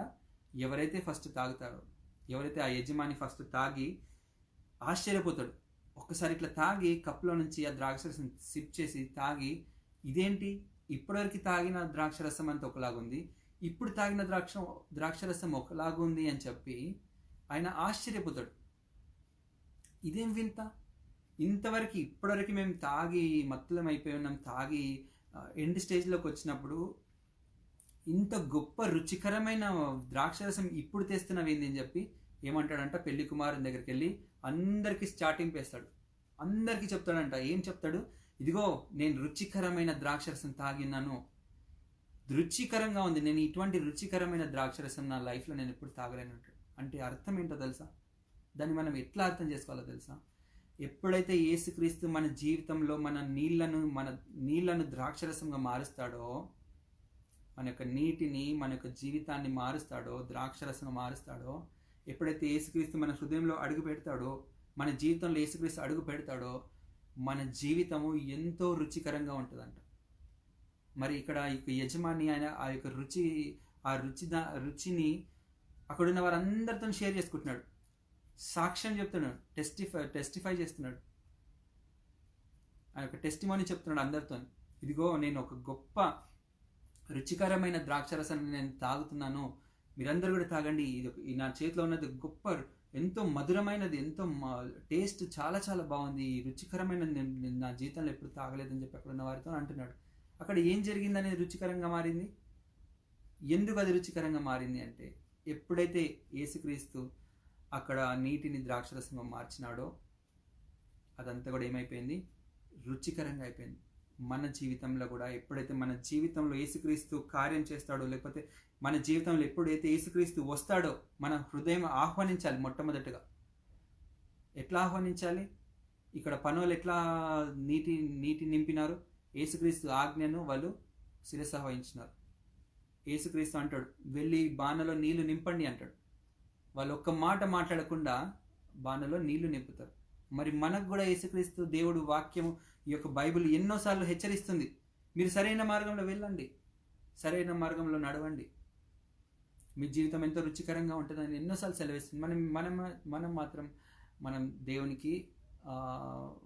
మాట వినకుండా ఆయనకి ఎంతగానో బాధ పెడుతున్నాం కదా. ఇక్కడ వాళ్ళు అక్కడ ఎవరైతే పని వాళ్ళు ఉన్నారో, యేసుక్రీస్తు చెప్పిన మాట వెంటనే ఒక్క మాట మాట్లాడకుండా, అయ్యో ద్రాక్షరసం అడుగుతుంటే నీళ్లు నింపమంటావు ఏంది అని కూడా ఎవరు అడగలేరేమో. మరి డౌట్ రాలేదు వాళ్ళకి. యేసుక్రీస్తు ఏదైతే చెప్పిండో అది వీళ్ళు చేసినారు. మరి మనం కూడా వాక్యం ఏం చెప్తుందో, వాక్యం ఎలా జీవించమంటుంది, ఎలాగ మనని వాక్యం నడవమంటుంది అనేది మనము శిరస వహించి తల వంచి మనం వాక్యానికి మన యొక్క జీవితాలు వాక్కు ద్వారా మన జీవితాలు మలుచుకొని వాక్యానుసారంగా మనం నడిస్తే మన జీవితం కూడా ఎంతో రుచిగా ఉంటుంది అనేది మనము ఈ వాక్కు ద్వారా మనం అర్థం చేసుకోవాలి కదా. ముందుకెళ్తే గలిలియాలోని కానాను ఊరిలో ఈ మొట్టమొదటి సూచక్రియను చేసి తన మహిమను బయలుపరిచెను. అందువలన ఆయన శిష్యులు ఆయన విశ్వాసం ఉంచిరి. ఏం జరిగింది దాని తర్వాత? ఇదంతా కూడా జరిగిన తర్వాత శిష్యులందరూ కూడా ఆ గొప్ప సూచక క్రియను చూసి ఎంతో సంతోషంతో ఆయన ఇంకా విశ్వాసం ఉంచినారు అంట. యేసుక్రీస్తుని కదా, ఎంతో విశ్వాసం ఉంచినారు కదా. ఎంత చక్కని అంశంతో కలిగినది. ఇప్పుడు ఒక విషయం మనం ఆలోచన చేద్దాము. దేవుడు మన జీవితంలో ఎన్నోసార్లు ఒక మంచి ఆశీర్వాదం దయచేసి ఉంటాడు. ఎన్నో గొప్ప గొప్ప సాక్ష్యాలు మన జీవితంలో ఇచ్చి ఉన్నాడు. ఎంతమంది మనము మన యొక్క సాక్ష్యాలను 10 మందితో చెప్తున్నాం. ఆ యొక్క యజమాని ఎలాగైతే సాక్ష్యాన్ని అందరితో పంచుకున్నాడో, ఇదిగో నా జీవితం ఎంతో రుచికరంగా మారింది, ఈ ద్రాక్షరసం, నేను ఇంతవరకు ఈ ద్రాక్షరసం టేస్ట్ చేయలేదు అంటే అప్పటి వరకు ద్రాక్షరసం ఉంది. యేసుక్రీస్తు మార్చకు ముందు ద్రాక్షరసం ఉంది, కానీ అది రుచికరంగా లేదు, సాధారణంగా ఉంది. మన జీవితం కూడా యేసుక్రీస్తు లేనంత వరకు సాధారణంగా ఉంటుంది. ఎప్పుడైతే మన జీవితంలోకి యేసుక్రీస్తు వస్తాడో మన జీవితము ఎంతో గొప్పగా మార్చబడుతుంది కదా. యేసుక్రీస్తు యొక్క రక్తము అంత శ్రేష్టమైనది. ఇక్కడ ద్రాక్షరసం అంటే యేసుక్రీస్తు యొక్క రక్తం. అందుకే యేసుక్రీస్తు దేవుడు అంటున్నాడు కదా, యోహాను సువార్త 15వ అధ్యాయంలో, నేను నిజమైన ద్రాక్షవల్లిని, నా తండ్రి వ్యవసాయకుడు. 5వ వచనం చూస్తే, ద్రాక్షవల్లిని నేను, తీగలు మీరు. ఎవడు నా యందు నిలిచి ఉండునో, నేను ఎవని యందు నిలిచి ఉండునో వాడు బహుగా ఫలించును. నాకు వేరుగా ఉండి మీరు ఏమీ చేయలేరు. చాలామంది అనుకుంటారు, కొంతమంది నాస్తికులు ఉంటారు, దేవుడు అంటే వాళ్ళకి అస్సలు పడదు, దేవుడు అంటే వాళ్ళకి ఇంట్రెస్ట్ ఉండదు, దేవుడు అంటే వాళ్ళకి నమ్మకమే ఉండదు. దేవుడు అంటున్నాడు, యేసుక్రీస్తు అంటున్నాడు, ఏమంటున్నాడు ఇక్కడ, ఎవడు నా యందు నిలిచి ఉండునో, నేను ఎవని యందు నిలిచి ఉండునో వాడు బహుగా ఫలించును. నాకు వేరుగా ఉండి మీరు ఏమీ చేయలేదు. వీళ్ళు అనుకుంటారేమో, నాస్తికులు అనుకుంటారేమో, నేను ఒక్కొన్నే ప్రపంచాన్ని జయించాలనుకుంటారేమో, నేను ఒక్కొన్నే ఇదంతా అందరినీ ఎదిరించి నేను ఒక్కొన్నే జయించి అందరికన్నా ముందుగా ఉండాలనుకుంటారేమో. లోకానుసారంగా ఉంటాడేమో, కానీ ఒక టైం వస్తుంది, ఆ టైం వచ్చినప్పుడు మొత్తం పతనం అయిపోతాడు. యేసుక్రీస్తుతో సహవాసం కలిగి ఉంటే ఇరుకైన, ఇబ్బంది అయినా, సంతోషమైన, సుఖమైన ఆయన చూపించిన త్రోవలో మనం నడిస్తే మనకి లోకానుసారమైన ఆశీర్వాదాలు కాదు మనకు వచ్చేవి. ఈ లోకంలో కారు, బంగ్లాలు, ఆస్తులు, అంతస్తులు ఇటువంటివి కావు మనకు వచ్చేవి. ఆయన చూపించిన త్రోవలో మనం నడిస్తే మనము పరలోకంలో మనము ఆయన ఆశీర్వాదంను మనము పొందుకుంటాం కదా. ఈ లోకంలో మనం ఎంత సంపాదించుకున్నా మనం ప్రాణం వదిలేసి వెళ్ళాలి. ఇక్కడ ప్రాణం ఇక్కడే వదిలేసి, మనం ప్రాణం వదిలినప్పుడు మన శరీరం ఇక్కడే వదిలేసి మన ఆత్మతో మనం పైకి వెళ్తాం. మనం చేసిన కార్యాలను బట్టి మనకు జీతం వస్తుంది కదా. మనం చేసే కార్యాలను బట్టి మనకు అక్కడ జీతం ఉంటుంది, జడ్జిమెంట్ రోజు. చాలామంది లోకంలో జయించడానికి కష్టపడుతుంటారు, కానీ నిజమైన మాటలను తెలుసుకోకుండా దేవుని ఎంతగానో బాధ పెడుతుంటారు. యేసుక్రీస్తు నిజంగా ఈరోజు ఇక్కడ ఈ యొక్క ద్రాక్షరసంకున్న ఇంపార్టెన్స్ మనకు చెప్తున్నాడు. ఇక్కడ వాళ్ళ తల్లితోని అంటున్నాడు, నా సమయం ఇంకా రాలేదు అనే దానికి ఇంకా కొంచెం ఆలోచన చేస్తే ఒక్కసారి మనము ఈ యొక్క వాక్యం తీద్దాము. యోహాను సువార్త 12వ అధ్యాయము 23వ వచనంలో చాలా క్లియర్గా ఉంటుంది. యోహాను సువార్త 12వ అధ్యాయము 23వ వచనం. అందుకు యేసు వారితో ఇట్లా నేను, మనుష్య కుమారుడు మహిమ పొందవలసిన గడియ వచ్చి ఉన్నది. ఏమన్నది అక్కడ? అందుకు యేసు వారితో ఇట్లా నేను, మనుష్య కుమారుడు మహిమ పొందవలసిన గడియ వచ్చి ఉన్నది. అంతకుముందేమో నా గడియ ఇంకా రాలేదు, నా సమయం ఇంకా రాలేదు అని అంటాడు. ఎందుకు అన్నాడు ఆ మాట అంటే, యేసుక్రీస్తు దేని కొరకు మాట్లాడుతున్నాడు అక్కడ? ఆయన లోపల ఆ మీనింగ్ ఏముంది, ఏమై ఉన్నదంటే, అక్కడ ద్రాక్షరసం ఉంది, అక్కడ ద్రాక్షరసం ఉంది కాబట్టి యేసుక్రీస్తు ఆ ద్రాక్షరసానికి సాదృశ్యమైన ఆయన రక్తం గురించి అక్కడ మాట్లాడుతున్న వాళ్ళ అమ్మతనమ్మ, నా సమయం ఇంకా రాలేదు, నా సమయము ఇంకా రాలేదు, నేను ఇంకా రక్తం చిందించాల్సిన సమయము ఇంకా రాలేదు అని అంటాడు. మరి ఎప్పుడు సమయం వచ్చినది అంటే, ఇస్కరియోతు యూదాతో కలిసి ప్రభురాత్రి భోజనం జరుగుతున్నప్పుడు శిష్యులతోని అంటాడనమాట, అందరితోని, ఇప్పుడు నా గడియ వచ్చి ఉన్నది, ఇప్పుడు నా సమయం వచ్చినది. ఎప్పుడైతే మొట్టమొదటగా తల్లితోని నా సమయం ఇంకా రాలేదంటాడో, దాని తర్వాత ఎప్పుడు అంటాడంటే మళ్ళీ యేసుక్రీస్తు నా సమయం వచ్చిందని. సిలువకి అప్పగింపబడే ముందు రోజు ఆ రాత్రి వాళ్ళందరూ యేసుక్రీస్తు శిష్యులతో కలిసి చివరి భోజనం చేస్తున్నప్పుడు అందరికీ తన యొక్క శరీరాన్ని, రొట్టె అయిన శరీరాన్ని విరిచి అందరికి ఇచ్చి, తన ద్రాక్షరసం, రక్తమైన ద్రాక్షరసాన్ని అందరికీ పంచి, ఇది అందరు కూడా తీసుకోండి, నన్ను జ్ఞాపకం చేసుకోండి, ఇది నా శరీరం, ఈ యొక్క రొట్టె నా శరీరం, ఈ యొక్క ద్రాక్షరసము నా యొక్క రక్తం, చిందింపబడే రక్తానికి సాదృశ్యం, ఇది చేసినప్పుడల్లా నన్ను జ్ఞాపకం చేసుకోండి అని అంటాడు. అప్పుడు అంటాడు అనమాట మాట, నా సమయము వచ్చి ఉన్నది, నేను రక్తం చిందించాల్సిన సమయం వచ్చి ఉన్నది. అక్కడ కూడా పెళ్లిలో కూడా యేసుక్రీస్తు నా సమయం ఇంకనూ రాలేదు అని చెప్పి దేనికి సూచించిన మాట? అది రక్తం చిందించడానికి సూచించిన మాట. మరి ఆ మాట ఈ మాట మనం కంపేర్ చేసి చూస్తే అవును కదా, అక్కడ ద్రాక్షరసం, దేవుడు ఇచ్చిన ద్రాక్షరసం ఎంతో రుచిగా ఉంది. మరి యేసుక్రీస్తు మన జీవితంలో, మన పాపముల కొరకు ఆయన రక్తం చిందించిండు. ఎప్పుడైతే మన కొరకు ఆయన రక్తం చిందించిండో మన జీవితం అంతా తృప్తికరంగా అయింది. మన జీవితంలో ఒక రుచి వచ్చింది, మన జీవితంలో ఒక చిక్కదనం వచ్చింది, మన జీవితంలో ఒక అద్భుతం జరిగింది, మన జీవితం ఎంతో మధురంగా మారింది. మన కొరకు యేసుక్రీస్తు వచ్చి ఉండకపోతే, మన పాపముల నిమిత్తం యేసుక్రీస్తు చనిపోయి ఉండకపోతే, ఈ రోజు కూడా మనం పాపలముగా, ఈ రోజు కూడా మనము ఈ లోకంలో శాపగ్రస్తులుగా మనము తీర్చబడే వాళ్ళమేమో. మరి నాకు అనిపిస్తుంది అలా.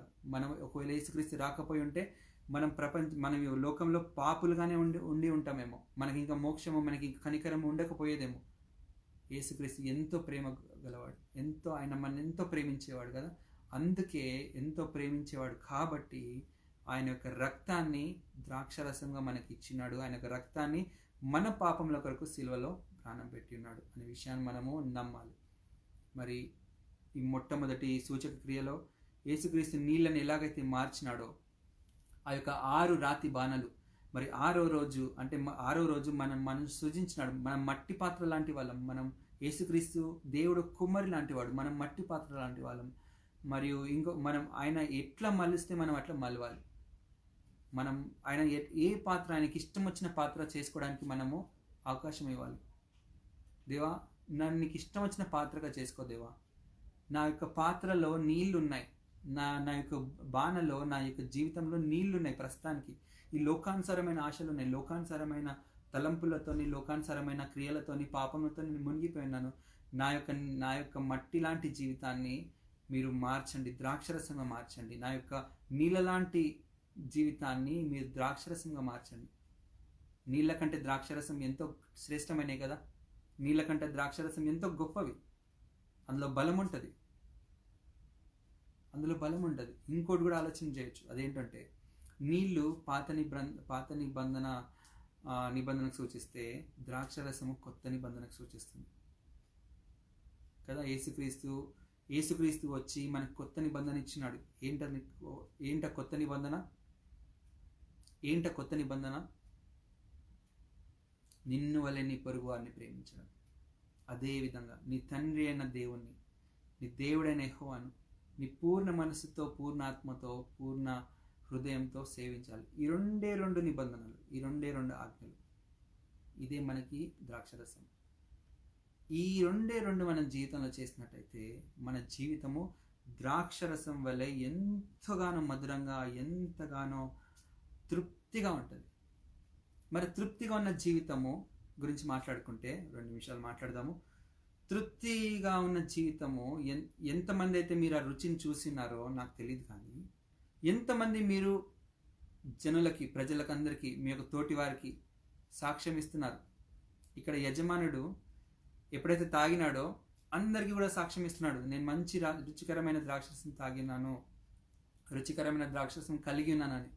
మరి మీరెంతమంది యేసుక్రీస్తుని పొందుకున్న వారిగా, యేసుక్రీస్తు ప్రేమను తెలుసుకున్న వారిగా, మీరు ఎంతమంది మీ రుచికరమైన జీవితాన్ని ఇతరులకు చెప్పి ఉన్నారు? ఎంతమందికి యేసుక్రీస్తుని పరిచయం చేశారు?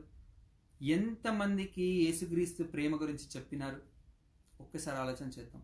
ఒక్కసారి ఆలోచన చేసి, అవును కదా, నా జీవితం రుచికరంగా మారింది, నేను ఎన్నో అద్భుతాలు చూస్తున్నాను నా జీవితంలో, నా పాపాలని నేను ఒప్పుకున్నాను, దేవుని నమ్ముకున్నాను, బాప్తిసం తీసుకున్నాను, నా జీవితం అంతా మారింది, నా పాత జీవితం కన్నా కొత్త జీవితం ఎంతో రుచికరంగా ఉంది. మరి నేను ఎంతమందికి చెప్పినాను? అసలు నేను ఎవరికైనా చెప్పినానా? ఎవరికైనా నేను సాక్ష్యం ఇచ్చినానా నా జీవితం గురించి అని ఒక్కసారి ఆలోచన చేయండి. ఒకవేళ ఇవ్వకపోతే ఇదే మంచి తరుణం అనుకోండి. ఈరోజే నీ యొక్క జీవితంలో పొందుకున్న మేలులను, మీరు రుచి చూస్తున్న రుచిని ఎందుకు పరిచయం చేయకూడదు? ఎందుకు పక్క వాళ్ళకి చెప్పకూడదు? యజమాని చెప్పినట్టు, యజమాని కేవలం అక్కడ ద్రాక్షరసం మాత్రమే తాగిన. ఆయనకు తెలియదు అది ఎక్కడి నుంచి వచ్చిందో కూడా ఆయనకు తెలియదు, ఎలా వచ్చిందో తెలియదు. పనులకు మాత్రమే తెలుసు. అక్కడ ఈ విందు యజమానికి తెలియలేదు ఎట్లొచ్చింది అనేది.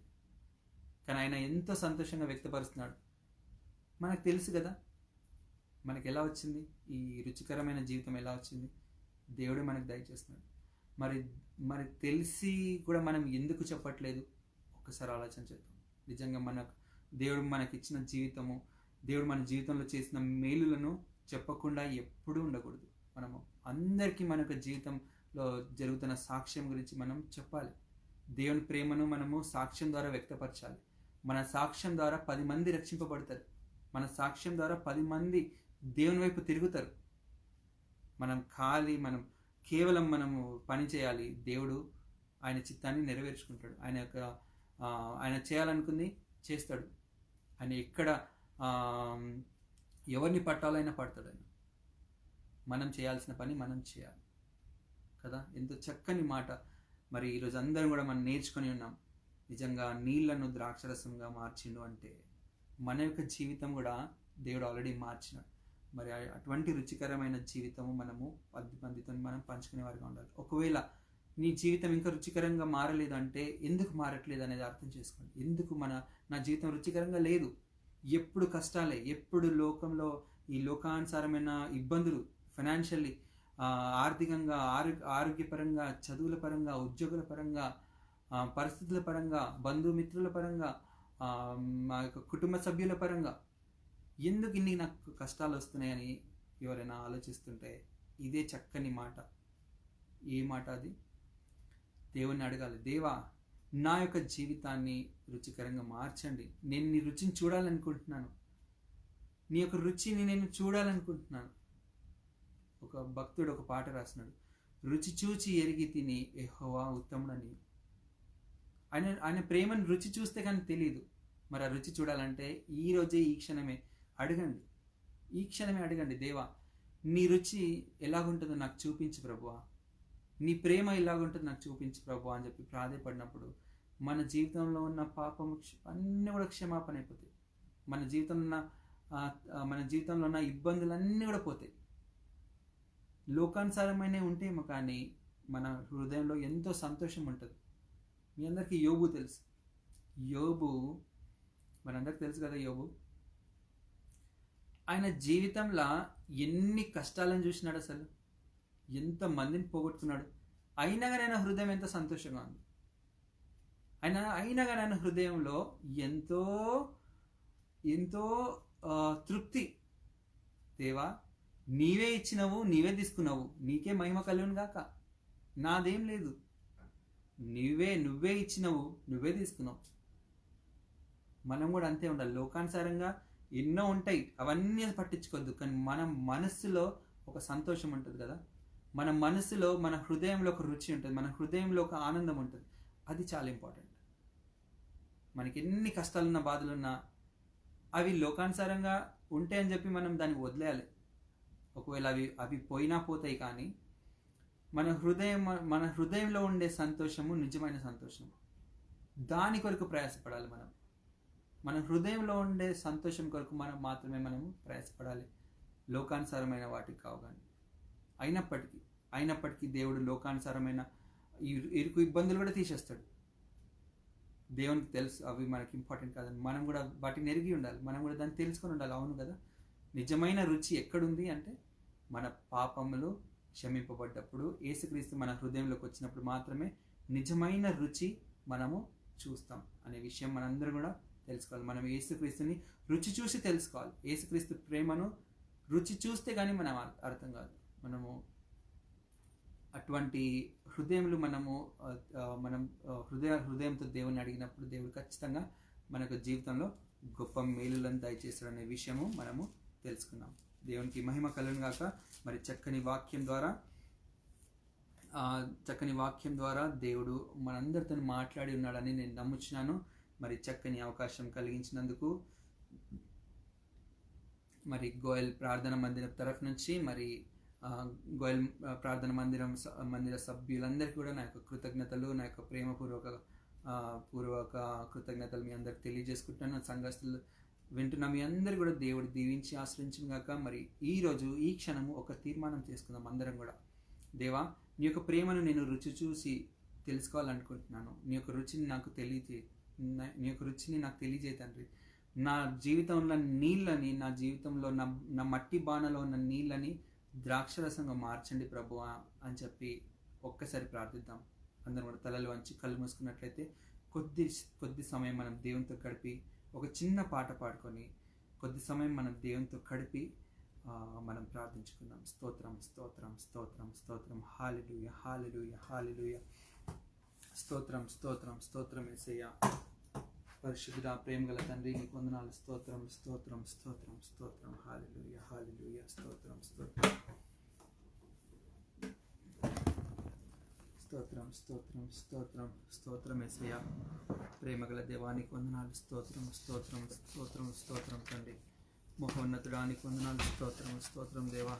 గొప్ప దేవుడానికి వందనాలు, స్తోత్రం చెల్లించుకుంటున్నాం తండ్రి. అవును తండ్రి, నీళ్ళని ద్రాక్షరసంగా మార్చినారు తండ్రి నైనా దేవా, అందులో గొప్ప మర్మాన్ని మాకు తెలియజేసినారు తండ్రి. అవును తండ్రి, నీళ్ళని దేవ మా యొక్క హృదయాలను మీరు మార్చినారు తండ్రి. స్తోత్రం, నీకు వందనాలు, స్తోత్రం. మా యొక్క మట్టి పాత్ర లాంటి బాణలలో నీళ్ళు ఉన్నాయి తండ్రి నైనా, మీరు వాటిని ద్రాక్షరసంగా మార్చండి తండ్రి. ఎప్పుడైతే మీరు ఆ ద్రాక్షరసంగా మారుస్తారో దేవా, అది ఎంతో రుచికరంగా ఉంటుంది. మీరు లేని జీవితం రుచికరంగా లేదు తండ్రి, మీరుంటే అది రుచికరంగా ఉంటుంది తండ్రి. స్తోత్రం. అందరూ కూడా అడుగుదాం, దేవా రుచికరమైన భోజనం మాకు దయచేయండి అని అడుగుదాం. స్తోత్రం.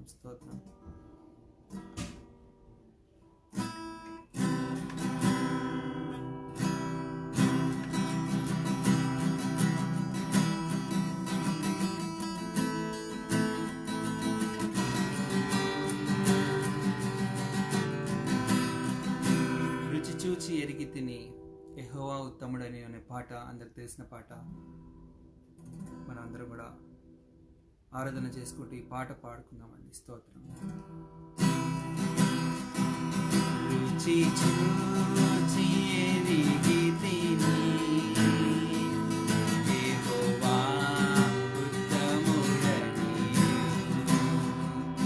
రుచి చూచి ఎరిగి తిని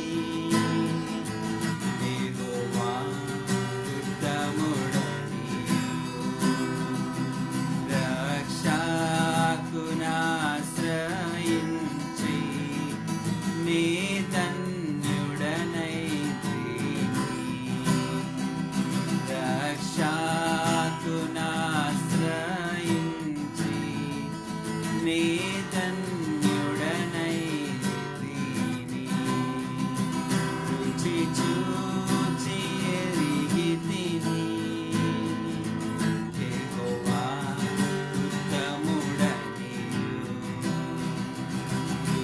చూచి ఎరిగి తిని యెహోవా ఉత్తముడని,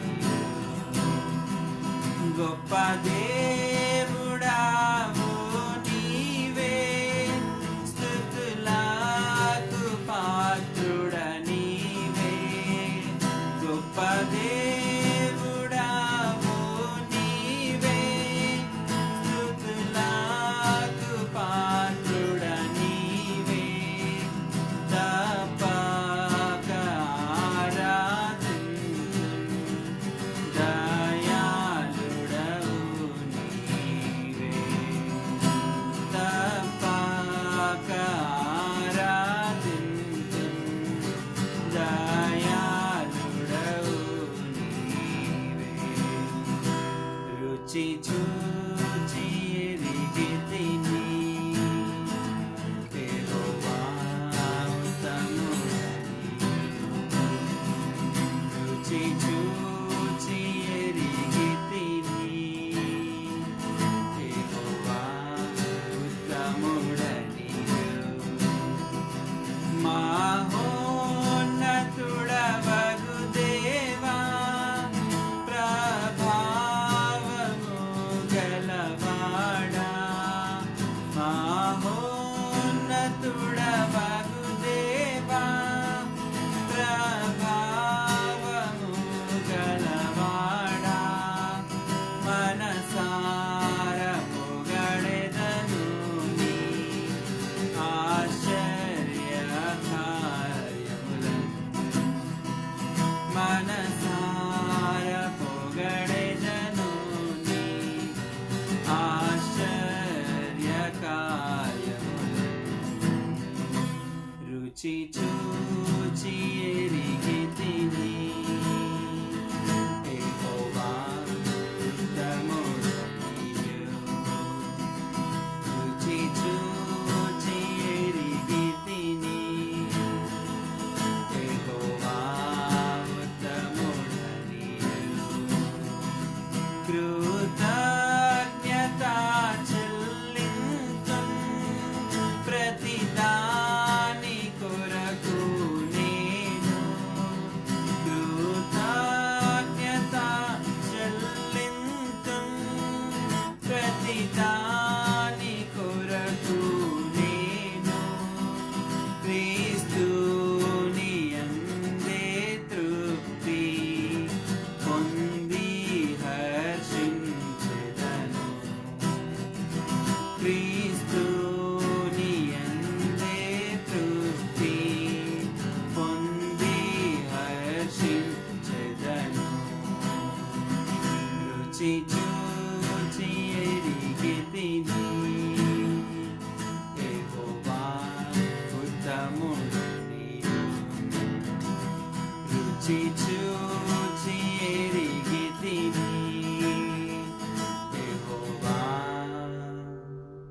ఉత్తముడనియు యెహోవా ఉత్తముడనియు. Praise the Lord. ఒక చిన్న సాక్ష్యం చెప్పాలని మరి నాకు ప్రేరేపణ కలిగి ఉంది. మరి నా సాక్ష్యం ఏంటంటే, నా జీవితంలో యేసుక్రీస్తుని గూర్చిన రుచి నేను తెలుసుకున్నాను. ఆ రుచి ఎంత బాగుంటుందంటే, ఎంత తీయగా ఉంటుందంటే, యేసుక్రీస్తు ప్రేమ నిజంగా ఆ ప్రేమ నాలో లేకపోతే నేను ఈరోజు ఈ రకంగా మీ ముందు నేను ఉండకపోయేటాను. దేవుడు నన్ను ఎంతగానో ప్రేమించినాడు. ఎంతగానో ప్రేమించి నన్ను దేవుడు ఎంతగానో ప్రేమించి నన్ను రక్షించినాడు. ఎలా రక్షించినాడంటే, నేను 10వ సంవత్సరంలో ఉన్నప్పుడు నేను చనిపోయేవాడిని. నేను ఈ లోకంలో ఉండేటోడిని కాదు. ఈ పాటికి నేను చనిపోయి 20 సంవత్సరాలు అయిపోయేది. నేను 10వ సంవత్సరంలో నా ఏజ్ 10 అప్పుడు ఆడుకుంటూ బిల్డింగ్ పైకి వెళ్ళిపోయాను. బిల్డింగ్ పైకి వెళ్ళిపోయి ఆడుకుంటున్నప్పుడు మా బిల్డింగ్కి రైలింగ్ లేదనమాట. బిల్డింగ్కి రైలింగ్ లేదు అంటే ఎవరన్నా సపోర్ట్ లేకపోతే మనకు గైడెన్స్ లేకపోతే చిన్నపిల్లలు తెలియక పైనుంచి కింద పడిపోతారు. అట్లాంటి రైలింగ్ అనమాట. ఆ రైలింగే లేదు దానికి. భయంకరమైన సిచ్యువేషన్ అది, రైలింగ్ లేకపోతే. పెద్దోళ్ళు మనకి పిల్లలు తోడు లేకపోతే మనం ఎక్కడ వెళ్తున్నామో తెలియక కింద పడిపోయే అవకాశం ఉంటుంది అనమాట. అటువంటి ప్రదేశం అది. మరి ఆడుకుంటా పైకి వెళ్ళి నేను ఆడుకుంటున్నప్పుడు నాకు తెలియకుండానే నేను 2 అంతస్తుల బిల్డింగ్ అది. ఒక నిమిషం.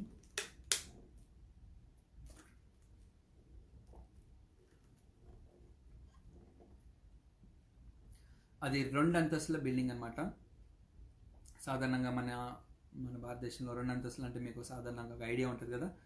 2 అంతస్తులు అంటే కొంచెం చాలా హైట్ ఉంటుంది. కిందనేమో కంప్లీట్గా బండలు, మన అరుగులు అంటాం కదా, అటువంటి అరుగులు. పైన ఏమో 2 అంతస్తులు. ఇంకోటి చెప్పాలంటే మా యొక్క బిల్డింగ్ ఇంకా హైట్లో ఉంటుంది. సాధారణంగా ఇంటికి 10 ఫీట్స్ అనుకుంటే మాది 12 ఫీట్స్, మొత్తం 24 ఫీట్స్ అనమాట. అంత పైకి ఉంటుండే, అంత పైన బిల్డింగ్ అది. ఆడుకుంటూ పైకి వెళ్ళిపోయాను. మరి వర్షం పడింది ఆ రోజు. వర్షం పడుతుంది. వర్షంలో ఆడుకుంటూ రైలింగ్ దగ్గరకు వచ్చేసి నాకు తెలియకుండా అంత పైనుంచి కింద పడిపోయాను. ఆలోచిస్తుంటేనే ఒళ్ళంతా గుగురు పడుతుంది. నిజంగా అంత పైనుంచి నేను కింద పడ్డానా అని. మరి పడ్డప్పుడు ఏం జరిగిందంటే, ఒళ్ళంతా రక్తం. ఏమి ఇరిగిపోయినాయో తెలీదు, ఎక్కడ దెబ్బ తాకిందో తెలీదు, ఏం పగిలిపోయిందో తెలీదు. మొత్తం ఒళ్ళంతా రక్తము, చెవులో నుంచి రక్తము, ముక్కులో నుంచి రక్తము, అట్లా ధారాళంగా వెళ్ళిపోయినప్పుడు మా మమ్మీ మా డాడీ ఇద్దరు చూసి ఎంతో భయపడి నన్ను హాస్పిటల్ తీసుకుపోయిన 10 days నేను అన్కాన్షియస్ ఉన్నాను. 10 daysలో నాకు ఏం జరిగిందో నాకు తెలియదు. కానీ అద్భుత రీతిగా నేను బ్రతికి బయటపడ్డాను. బతికి బట్టగట్టాను అంటారు కదా, బ్రతికి మీ ముందు ఈరోజు నేను సాక్ష్యం చెప్తున్నాను. నేను చనిపోయేవాడును, కానీ ఆ రోజు ఏం జరిగిందంటే, అందరు జాగ్రత్తగా వినండి. బిల్డింగ్ మీద నుంచి కింద పడే రోజు ఏం జరిగిందంటే, నేను నిజానికి పడలేదు. పడ్డప్పుడు దేవుని దూతలు నన్ను మెల్లిగా పట్టుకొని కింద బండ మీద పెట్టాయి. నేను పడ్డప్పుడు బండ పగిలిపోయింది, కానీ నాకు ఒక్క దెబ్బ తాకలేదు. నా చేతిలో ఒక ఎముక విరగలేదు, నాకు ఒక చెయ్యి విరగలేదు, లోపల ఎముక విరగలేదు, ఏదన్నా ఫలానా కాలు విరగలేదు, నా ముక్కు పగలలేదు, నా చెవులు పగలలేదు, ఏమి కూడా కాలేదు. అర్థమైందంటే, యేసుక్రీస్తు నేను పడుతున్నప్పుడు నా దేవుడు ఆయన యొక్క దూతలను పంపించి, నేను పడుతుండగానే ఆ యొక్క దూతలు నన్ను వాళ్ళ చేతిలో నన్ను పట్టుకొని మెల్లగా కిందికి దించి అక్కడ బండ మీద పడుకోబెట్టాను. అది నేను నమ్ముతాను. లేకపోతే 2 అంతస్తుల బిల్డింగ్ నుంచి కింద పడ్డప్పుడు ఏ మనిషి అయినా చనిపోకుండా ఉంటాడా? 2 అంతస్తులు అంటే మామూలు మాట కాదు. అంత హైట్ నుంచి కింద పడ్డాడంటే చెయ్యో కాల్లో ఇరిగిపోతుంది, చచ్చిపోతారు, ప్రాణం పోతుంది. మరి నేను బ్రతికి బయటపడ్డానంటే కేవలము మందులతోనైతే కాదు, డైలీ డాక్టర్స్ నాకు ఇచ్చే ఇంజెక్షన్స్తోనైతే కాదు, వాళ్ళు చేసిన ఆపరేషన్స్తో కాదు, వాళ్ళు చేసిన ట్రీట్మెంట్స్తో కూడా కాదు, కేవలం ఒక ప్రార్థన ద్వారా. అది ఎలాగంటే, మరి ఉస్మానియా హాస్పిటల్, జనరల్ హాస్పిటల్ మీ అందరికి తెలుసు. ఉస్మానియా జనరల్ హాస్పిటల్లో నాకు అడ్మిట్ చేసినప్పుడు ఉస్మానియా జనరల్ హాస్పిటల్లో ఒక డాక్టర్ మాకు తెలుసు అనమాట. మా డాడీ వాళ్ళకి ఎంతో పరిచయం అనమాట. డాక్టర్ పేరు డాక్టర్ పీటర్. వాళ్ళ ఇంటికి మేము ఎవ్రీ సండే ప్రార్థనకు వెళ్ళేవాళ్ళం. నాకు గుర్తుంది, చిన్నప్పుడు నేను కూడా మా డాడీతో పాటు వెళ్తుండే. ఎవ్రీ సండే ఈవినింగ్ ప్రేయర్కి వెళ్తుండే వాళ్ళ ఇంటికి. వాళ్ళు ఎంతగానో మమ్మల్ని ఆదరించేవాళ్ళు, ఎందుకంటే వాళ్ళు డాక్టర్స్. మమ్మల్ని ఎంతో ప్రేమించేవాళ్ళు మొట్టమొదటిగా. సో వాళ్ళతో పాటు మేము సహవాసంలో కలిగి ఉండేవాళ్ళం అంటారు. ఆయన ఉస్మానియాలో పెద్ద doctor, general doctor it's big doctor. ఆయన కింద ఎంతోమంది డాక్టర్స్ పనిచేస్తారు, అటువంటి హోదాలో ఉండే డాక్టర్. ఆయన ఎంతో విశ్వాసం కలిగిన డాక్టర్ అనమాట. ఆయన చేతి పనిని కాదు కానీ ఆయన దేవుని నమ్మే వ్యక్తి. ఆయన ఆపరేషన్ చేసే ముందు కూడా ప్రార్థన చేసుకొని ఆపరేషన్ చేసే వ్యక్తి అనమాట. ఆయన నా కోసము, ఆయన పక్క బిల్డింగ్ అయినప్పటికీ రోజు నా కోసం వచ్చి ఒక 10 నిమిషాలు నా దగ్గర ఉండి ప్రార్థన చేసి వెళ్తుండే. అట్లా 10 రోజులు నా కోసం 10 సార్లు ప్రార్థన చేసి నా కొరకు ఎంతో పట్టించుకొని అక్కడున్న వాళ్ళందరికీ కూడా చెప్పి అబ్జర్వేషన్లో పెట్టాలి, ఖచ్చితంగా మీరందరి దృష్టిలో ఈ అబ్బాయి ఉండాలి, అందరు ప్రార్థన చేయని అని చెప్పి అక్కడున్న సిస్టర్స్ కూడా ఆయన చెప్పడం జరిగింది. కేవలము ఆయన వచ్చి నా తల మీద చేపెట్టి ప్రార్థన చేయడం వల్లనే దేవుడు అక్కడ కార్యం చేస్తున్నాడు. ప్రార్థనకి జవాబుగా దేవుడు నా ప్రాణాన్ని నాకు తిరిగి ఇచ్చినాడు. నిజానికి నా ప్రాణాన్ని తీసుకోలేదు, కానీ నాకు మళ్ళీ స్పృహ వచ్చేలాగా దేవుడు చేసినాడు. లేచి చూస్తే నాకు ఏమీ కాలేదు. ఒక చేతికి చిన్న పట్టి ఉంది, అది కొన్ని రోజులలో తీసేసారు. తీరా చూస్తే ఎక్స్రే చేసి చూస్తే ఏమీ ఇరగలేదు, ఎక్కడ ఎముక విరగలేదు. సజీవంగా నేను మీ అందరి ముందుండి నేను సాక్ష్యం చెప్తున్నాను. ఈ చిన్న మాట, ఈ చిన్న టెస్టిమోనీలో ఎంత రుచికరమైన దేవుని ప్రేమ నేను చూడగలిగినానంటే నిజంగా నేను చనిపోయేవాడను. ఎందుకంటే అదే మంత్లో మా ఫ్రెండ్, మా స్కూల్ మేట్ సైకిల్ తొక్కుకుంటూ పడిపోయాడు. సైకిల్ ఎంత హైట్ ఉంటుంది? సాధారణంగా 1 అడుగు 2 అడుగులు. సైకిల్ మీద నుంచి తొక్కుకుంటే కింద పడిపోయి చనిపోయాడు ఆయన. ఇప్పుడు నేను కంపేర్ ఎవరితో చేసుకోవాలి? నేనేమో 2 అంతస్తుల బిల్డింగ్ మీద కింద పడ్డాను, ఆయన సైకిల్ నుంచి కింద పడ్డాడు. దేవుడు నన్ను కాపాడినాడు. నేను అంత హైట్ నుంచి కింద పడ్డా చనిపోయే అవకాశం నాకే ఎక్కువ ఉంది, కానీ దేవుడు నా ప్రాణానికి ఎటువంటి హాని కలగనీయలేదు. దానితో పాటు అదే కాకుండా ఎన్నో తలాంతులను దేవుడు నాకు దయచేస్తున్నాడు. మరి చక్కగా దేవుని సన్నిధిలో ఆయన మహిమ పొందుకోవడానికి ఆయన నాకు ఇచ్చిన తలాంతులు, దేవుడు మంచి పాటలు పాడడానికి మంచి అవకాశం, మంచి పాటలు పాడడానికి మంచి స్వరాన్ని దేవుడు నాకు దయచేస్తున్నాడు. అదేవిధంగా కీబోర్డ్ ప్లే చేయడానికి, పియానో ప్లే చేయడానికి, గిటార్ ప్లే చేయడానికి, డ్రమ్స్ ప్లే చేయడానికి ఆయన నన్ను ఎలాగంటే అలా మలుచుకోడి. ఇందాక మనం నేర్చుకున్నాం కదా, నేను ఒక మట్టి పాత్రని, ఆయన నాకు కుమ్మరి. ఆయనకి ఏ పాత్ర కావాలంటే ఆ పాత్ర తయారు చేసుకుంటాడు. కుండ కావాలంటే కుండ, ఒక గ్లాస్ కావాలంటే గ్లాస్, మూత కావాలంటే మూత. నేను మట్టి పాత్రని, నేను జిగటం అన్నుని, ఆయన నాకు కుమ్మరి. నన్ను ఎలాగైనా మలుచుకుంటాడు ఆయన. ఆ సంతోషము, ఆ రుచి ఎట్లా ఉంటుందంటే నిజంగా ప్రియులారా, ఒకవేళ మీరు యేసుక్రీస్తుని గురించి తెలుసుకోకపోతే, యేసుక్రీస్తు గురించిన ప్రేమ, ఆ రుచి మీకు ఇంకా తెలియకపోతే ఒక్కసారి యేసుక్రీస్తు రుచిని అనుభవించండి. యేసుక్రీస్తు రుచిని అనుభవిస్తే అందులో ఉన్న మధురము మీకే అర్థమైపోతుంది. మరి నా జీవితంలో కూడా అటువంటి రుచులు ఒకటి కాదు, ఒక 1000 ఉన్నాయి. ప్రతిరోజు నా జీవితంలో ఒక సాక్ష్యమే. ఏది అడిగినా ఇప్పటివరకు దేవుడు నాకు అన్నీ కూడా దయచేస్తున్నాడు. నేను అమెరికా రావడం కూడా దేవుడు నా జీవితంలో చేసిన గొప్ప మేలు. అది ఎంతో కష్టకాలం అంటే కష్టకాలం. అటువంటి సమయంలో దేవుడు నాకు వీసా దయచేసింది. నా ఉద్యోగ రీత్యా, నా శాలరీని బట్టి, నా ఉద్యోగాన్ని బట్టి, నేను చేసే కంపెనీని బట్టి అన్నీ పోల్చుకుంటే ఇంపాసిబుల్, కానీ దేవుడు పాసిబుల్. యేసుక్రీస్తు, Jesus Christ is the possible. ఆయన ఇంపాసిబుల్ కాదు, ఏదైనా పాసిబుల్ చేయగలుగుతాడు. Nothing is impossible to God కదా, nothing is impossible to our Lord Jesus Christ. ఆయనకి నేను సమర్పించుకున్నా. దేవా, ఈ అప్లికేషన్ పెట్టుకున్నాను, అది నువ్వు చేస్తావు, నేను నమ్ముతున్నాను, అంతే. విశ్వాసం ఉంచుకున్నాను, నువ్వు చేస్తావు ప్రభువా, నేను నమ్ముతున్నాను, అంతే. అది ఎప్పుడన్నా కానీ, టైం ఎంతన్నా కానీ, కానీ నమ్మినాను, విశ్వసించినాను. దేవుడు అద్భుత రీతిగా నన్ను ఇక్కడికి తీసుకొచ్చినాడు. అటువంటి నా జీవితంలో ఎన్నో సాక్ష్యాలు ఉన్నాయి ప్రియులారా. దేవుని చిత్తం అయితే వచ్చిన ప్రతిసారి మీతో సాక్ష్యం పంచుకుంటాను. అండ్ నాకు ఇచ్చిన అవకాశాన్ని బట్టి కూడా నేను ఎంతగానో దేవుణ్ణి స్తుతిస్తున్నాను. మీరందరూ కూడా చక్కగా ఇంతవరకు ఓపికతోని దేవుని యొక్క వాక్యంలో, దేవుని యొక్క మాటలలో మరి మీరందరూ కూడా నాతో పాటు కలిసి అందరం కలిసి దేవుని సన్నిధిలో ఉండి ఆయనకి స్తుతించిన విధానము, మీరందరూ నాతో పాటు ఉన్న విధానము మరి ఎంతగానో సంతోషంగా నేను వ్యక్తపరుస్తున్నాను. చివరి ప్రార్థన చేసుకుందాము. మనందరం కళ్ళు మూసుకొని ఈ సాక్ష్యం బట్టి, అదేవిధంగా వాక్యం బట్టి, పాటల ద్వారా దేవుడు మహిమ పొందుకున్న విధానాన్ని బట్టి మనందరం కూడా తలలు వంచుకుని, దేవా నీ యొక్క ప్రేమ, నీ యొక్క రుచిని నాకు కూడా ఒకసారి పరిచయం చేయి దేవా అని చెప్పి మన హృదయాలు తెరిచి మనం దేవుని అడుగుదాం. స్తోత్రం స్తోత్రం స్తోత్రం స్తోత్రం స్తోత్రం. పరిశుద్ధ ప్రేమగల తండ్రి, నీ పాదములకు వందనాలు స్తోత్రం చెల్లించుకున్నాం దేవా. గొప్ప దేవుడా, సృష్టికర్తానికి వందనాలు స్తోత్రం చెల్లించుకున్నాం తండ్రి. దేవా, ఒట్టివారం మట్టివారం తండ్రి నైనా, జిగట మన్ను లాంటి వారం తండ్రి నైనా, మీరు కుమ్మరి లాంటి వారు తండ్రి నైనా.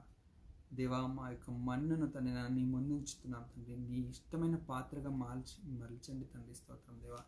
దేవా, నీ సేవ కొరకు, నీ యొక్క రాజ్యం కొరకు మమ్మల్ని వాడుకోండి దేవా. స్తోత్రం దేవా. దేవా, చక్కని పాటల ద్వారా, చక్కని ఆరాధన ద్వారా మీరు మహిమ పొందుకున్నారని నమ్ముచున్నాం తండ్రి. అదేవిధంగా దేవా, చక్కని వాక్యం మాకు దయచేసినందుకు వందనాలు. ఆత్మీయ ఆహారం మీరు మాకు దయచేసినందుకు వందనాలు, స్తోత్రం చెల్లించుకుంటున్నాం దేవా. ఎంతోమంది వాక్యం లేక అలమటించిపోతున్నారు తండ్రి. ఎంతోమంది నీ ప్రేమ తెలియక తండ్రి నైనా నాశనం అయిపోతున్నారు తండ్రి నైనా. కానీ దేవా, మమ్మల్ని మీరు ప్రేమించి దేవ మాకు సమయం దయచేస్తున్నారు తండ్రి నైనా. సమయాన్ని వ్యర్థం చేసుకోకుండా దేవ సద్వినియోగం చేసుకోవడానికి ఎంతగానో ప్రయత్నిస్తున్నాం తండ్రి నైనా. దేవ, మా యొక్క ప్రయత్నాలలో మీరు మా యొక్క ప్రయత్నాలన్నీ కూడా సఫలపరచండి తండ్రి. నీకు వందనాలు, స్తోత్రం చెల్లించుకుంటున్నాం దేవా. దేవ, విన్న వాక్యము తండ్రినైనా సాతాను ఎత్తుకోపోకుండా, సాతాను దొంగిలించకుండా మా యొక్క హృదయాల కంచె వేసి కాపాడండి తండ్రి. మా హృదయంలో మీరు ఉండండి తండ్రి. దేవా, మీరు మా యొక్క హృదయంలో ఉన్న నీళ్లను, మా యొక్క జీవితాలలో ఉన్న నీళ్లను ద్రాక్షరసంగా మార్చండి. మా యొక్క జీవితాలను మీరు మీ యొక్క రక్తంతో నింపండి తండ్రి నైనా. మా యొక్క పాపం మీ యొక్క రక్తంతో కడగండి తండ్రి నైనా. అప్పుడు మా జీవితం ఎంతగానో రుచికరంగా మారుతుంది తండ్రి. నీకు వందనాలు, స్తోత్రం చెల్లించుకున్నాం దేవా. దేవా, ఈరోజు గోయల్ ప్రార్థన మందిర తరఫు నుంచి తండ్రినైనా నన్ను ఎన్నుకున్నందుకు వందనాలు, స్తోత్రం చెల్లించుకుంటున్నాం. ఆ యొక్క సంఘ కాపరిని దీవించి ఆశ్రయించండి. అనారోగ్యంతో బాధపడుతుండగా మీరే ఆ బిడ్డను ముట్టని స్వస్థపరచండి తండ్రినైనా. ఎంతో నమ్మకంగా బిడ్డ సేవ చేస్తుండగా దేవ మీరు ఎంతగానో ఆశీర్వదించినారు తండ్రినైనా. నీకు వందనాలు, స్తోత్రం తండ్రినైనా. దేవా, ప్రతిదీ నీ చిత్తానుసారంగా జరుగుతుంది తండ్రినైనా. దేవా, నీ చిత్తమైతే తండ్రినైనా బిడ్డని ఇప్పుడు ముట్టని స్వస్థపరచండి తండ్రినైనా. దేవా, లోకానుసారంగా ఉన్న అనారోగ్యాలన్నీ కూడా తీసివేయండి తండ్రినైనా. దేవా, లోకానుసారంగా వచ్చే శోధనలన్నీ కూడా తీసివేయండి తండ్రినైనా. అవును తండ్రి, లోకంలో ఎన్నో శోధనలు వస్తాయి, అయినప్పటికీ నమ్మకంగా బ్రతకమని మీరు వాక్య ద్వారా మాకు సెలవిచ్చినారు తండ్రినైనా.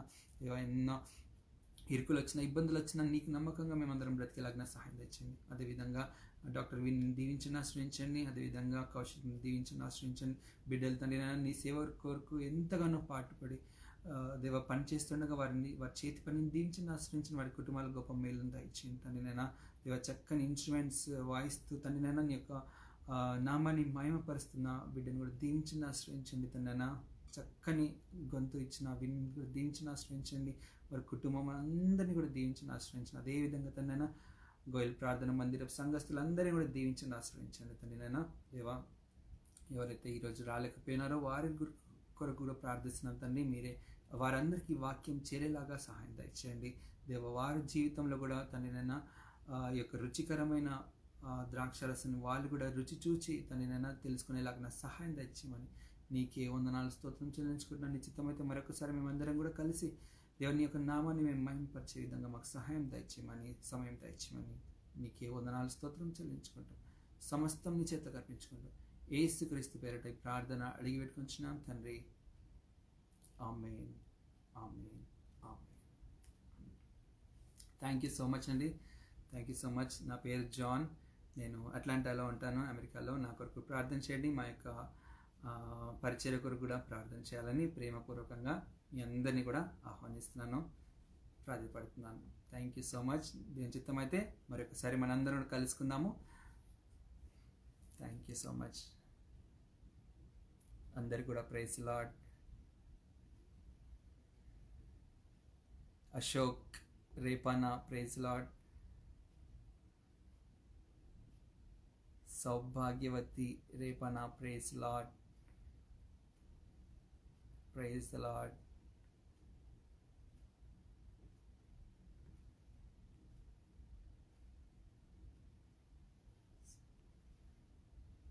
James praise Lord. Praise Lord brother. Praise Lord sister. Sujatha praise Lord sister. పర్సేస్ praise Lord sister. Komati Suresh praise Lord. Praise Lord. Gangavathi praise Lord. Praise Lord మా.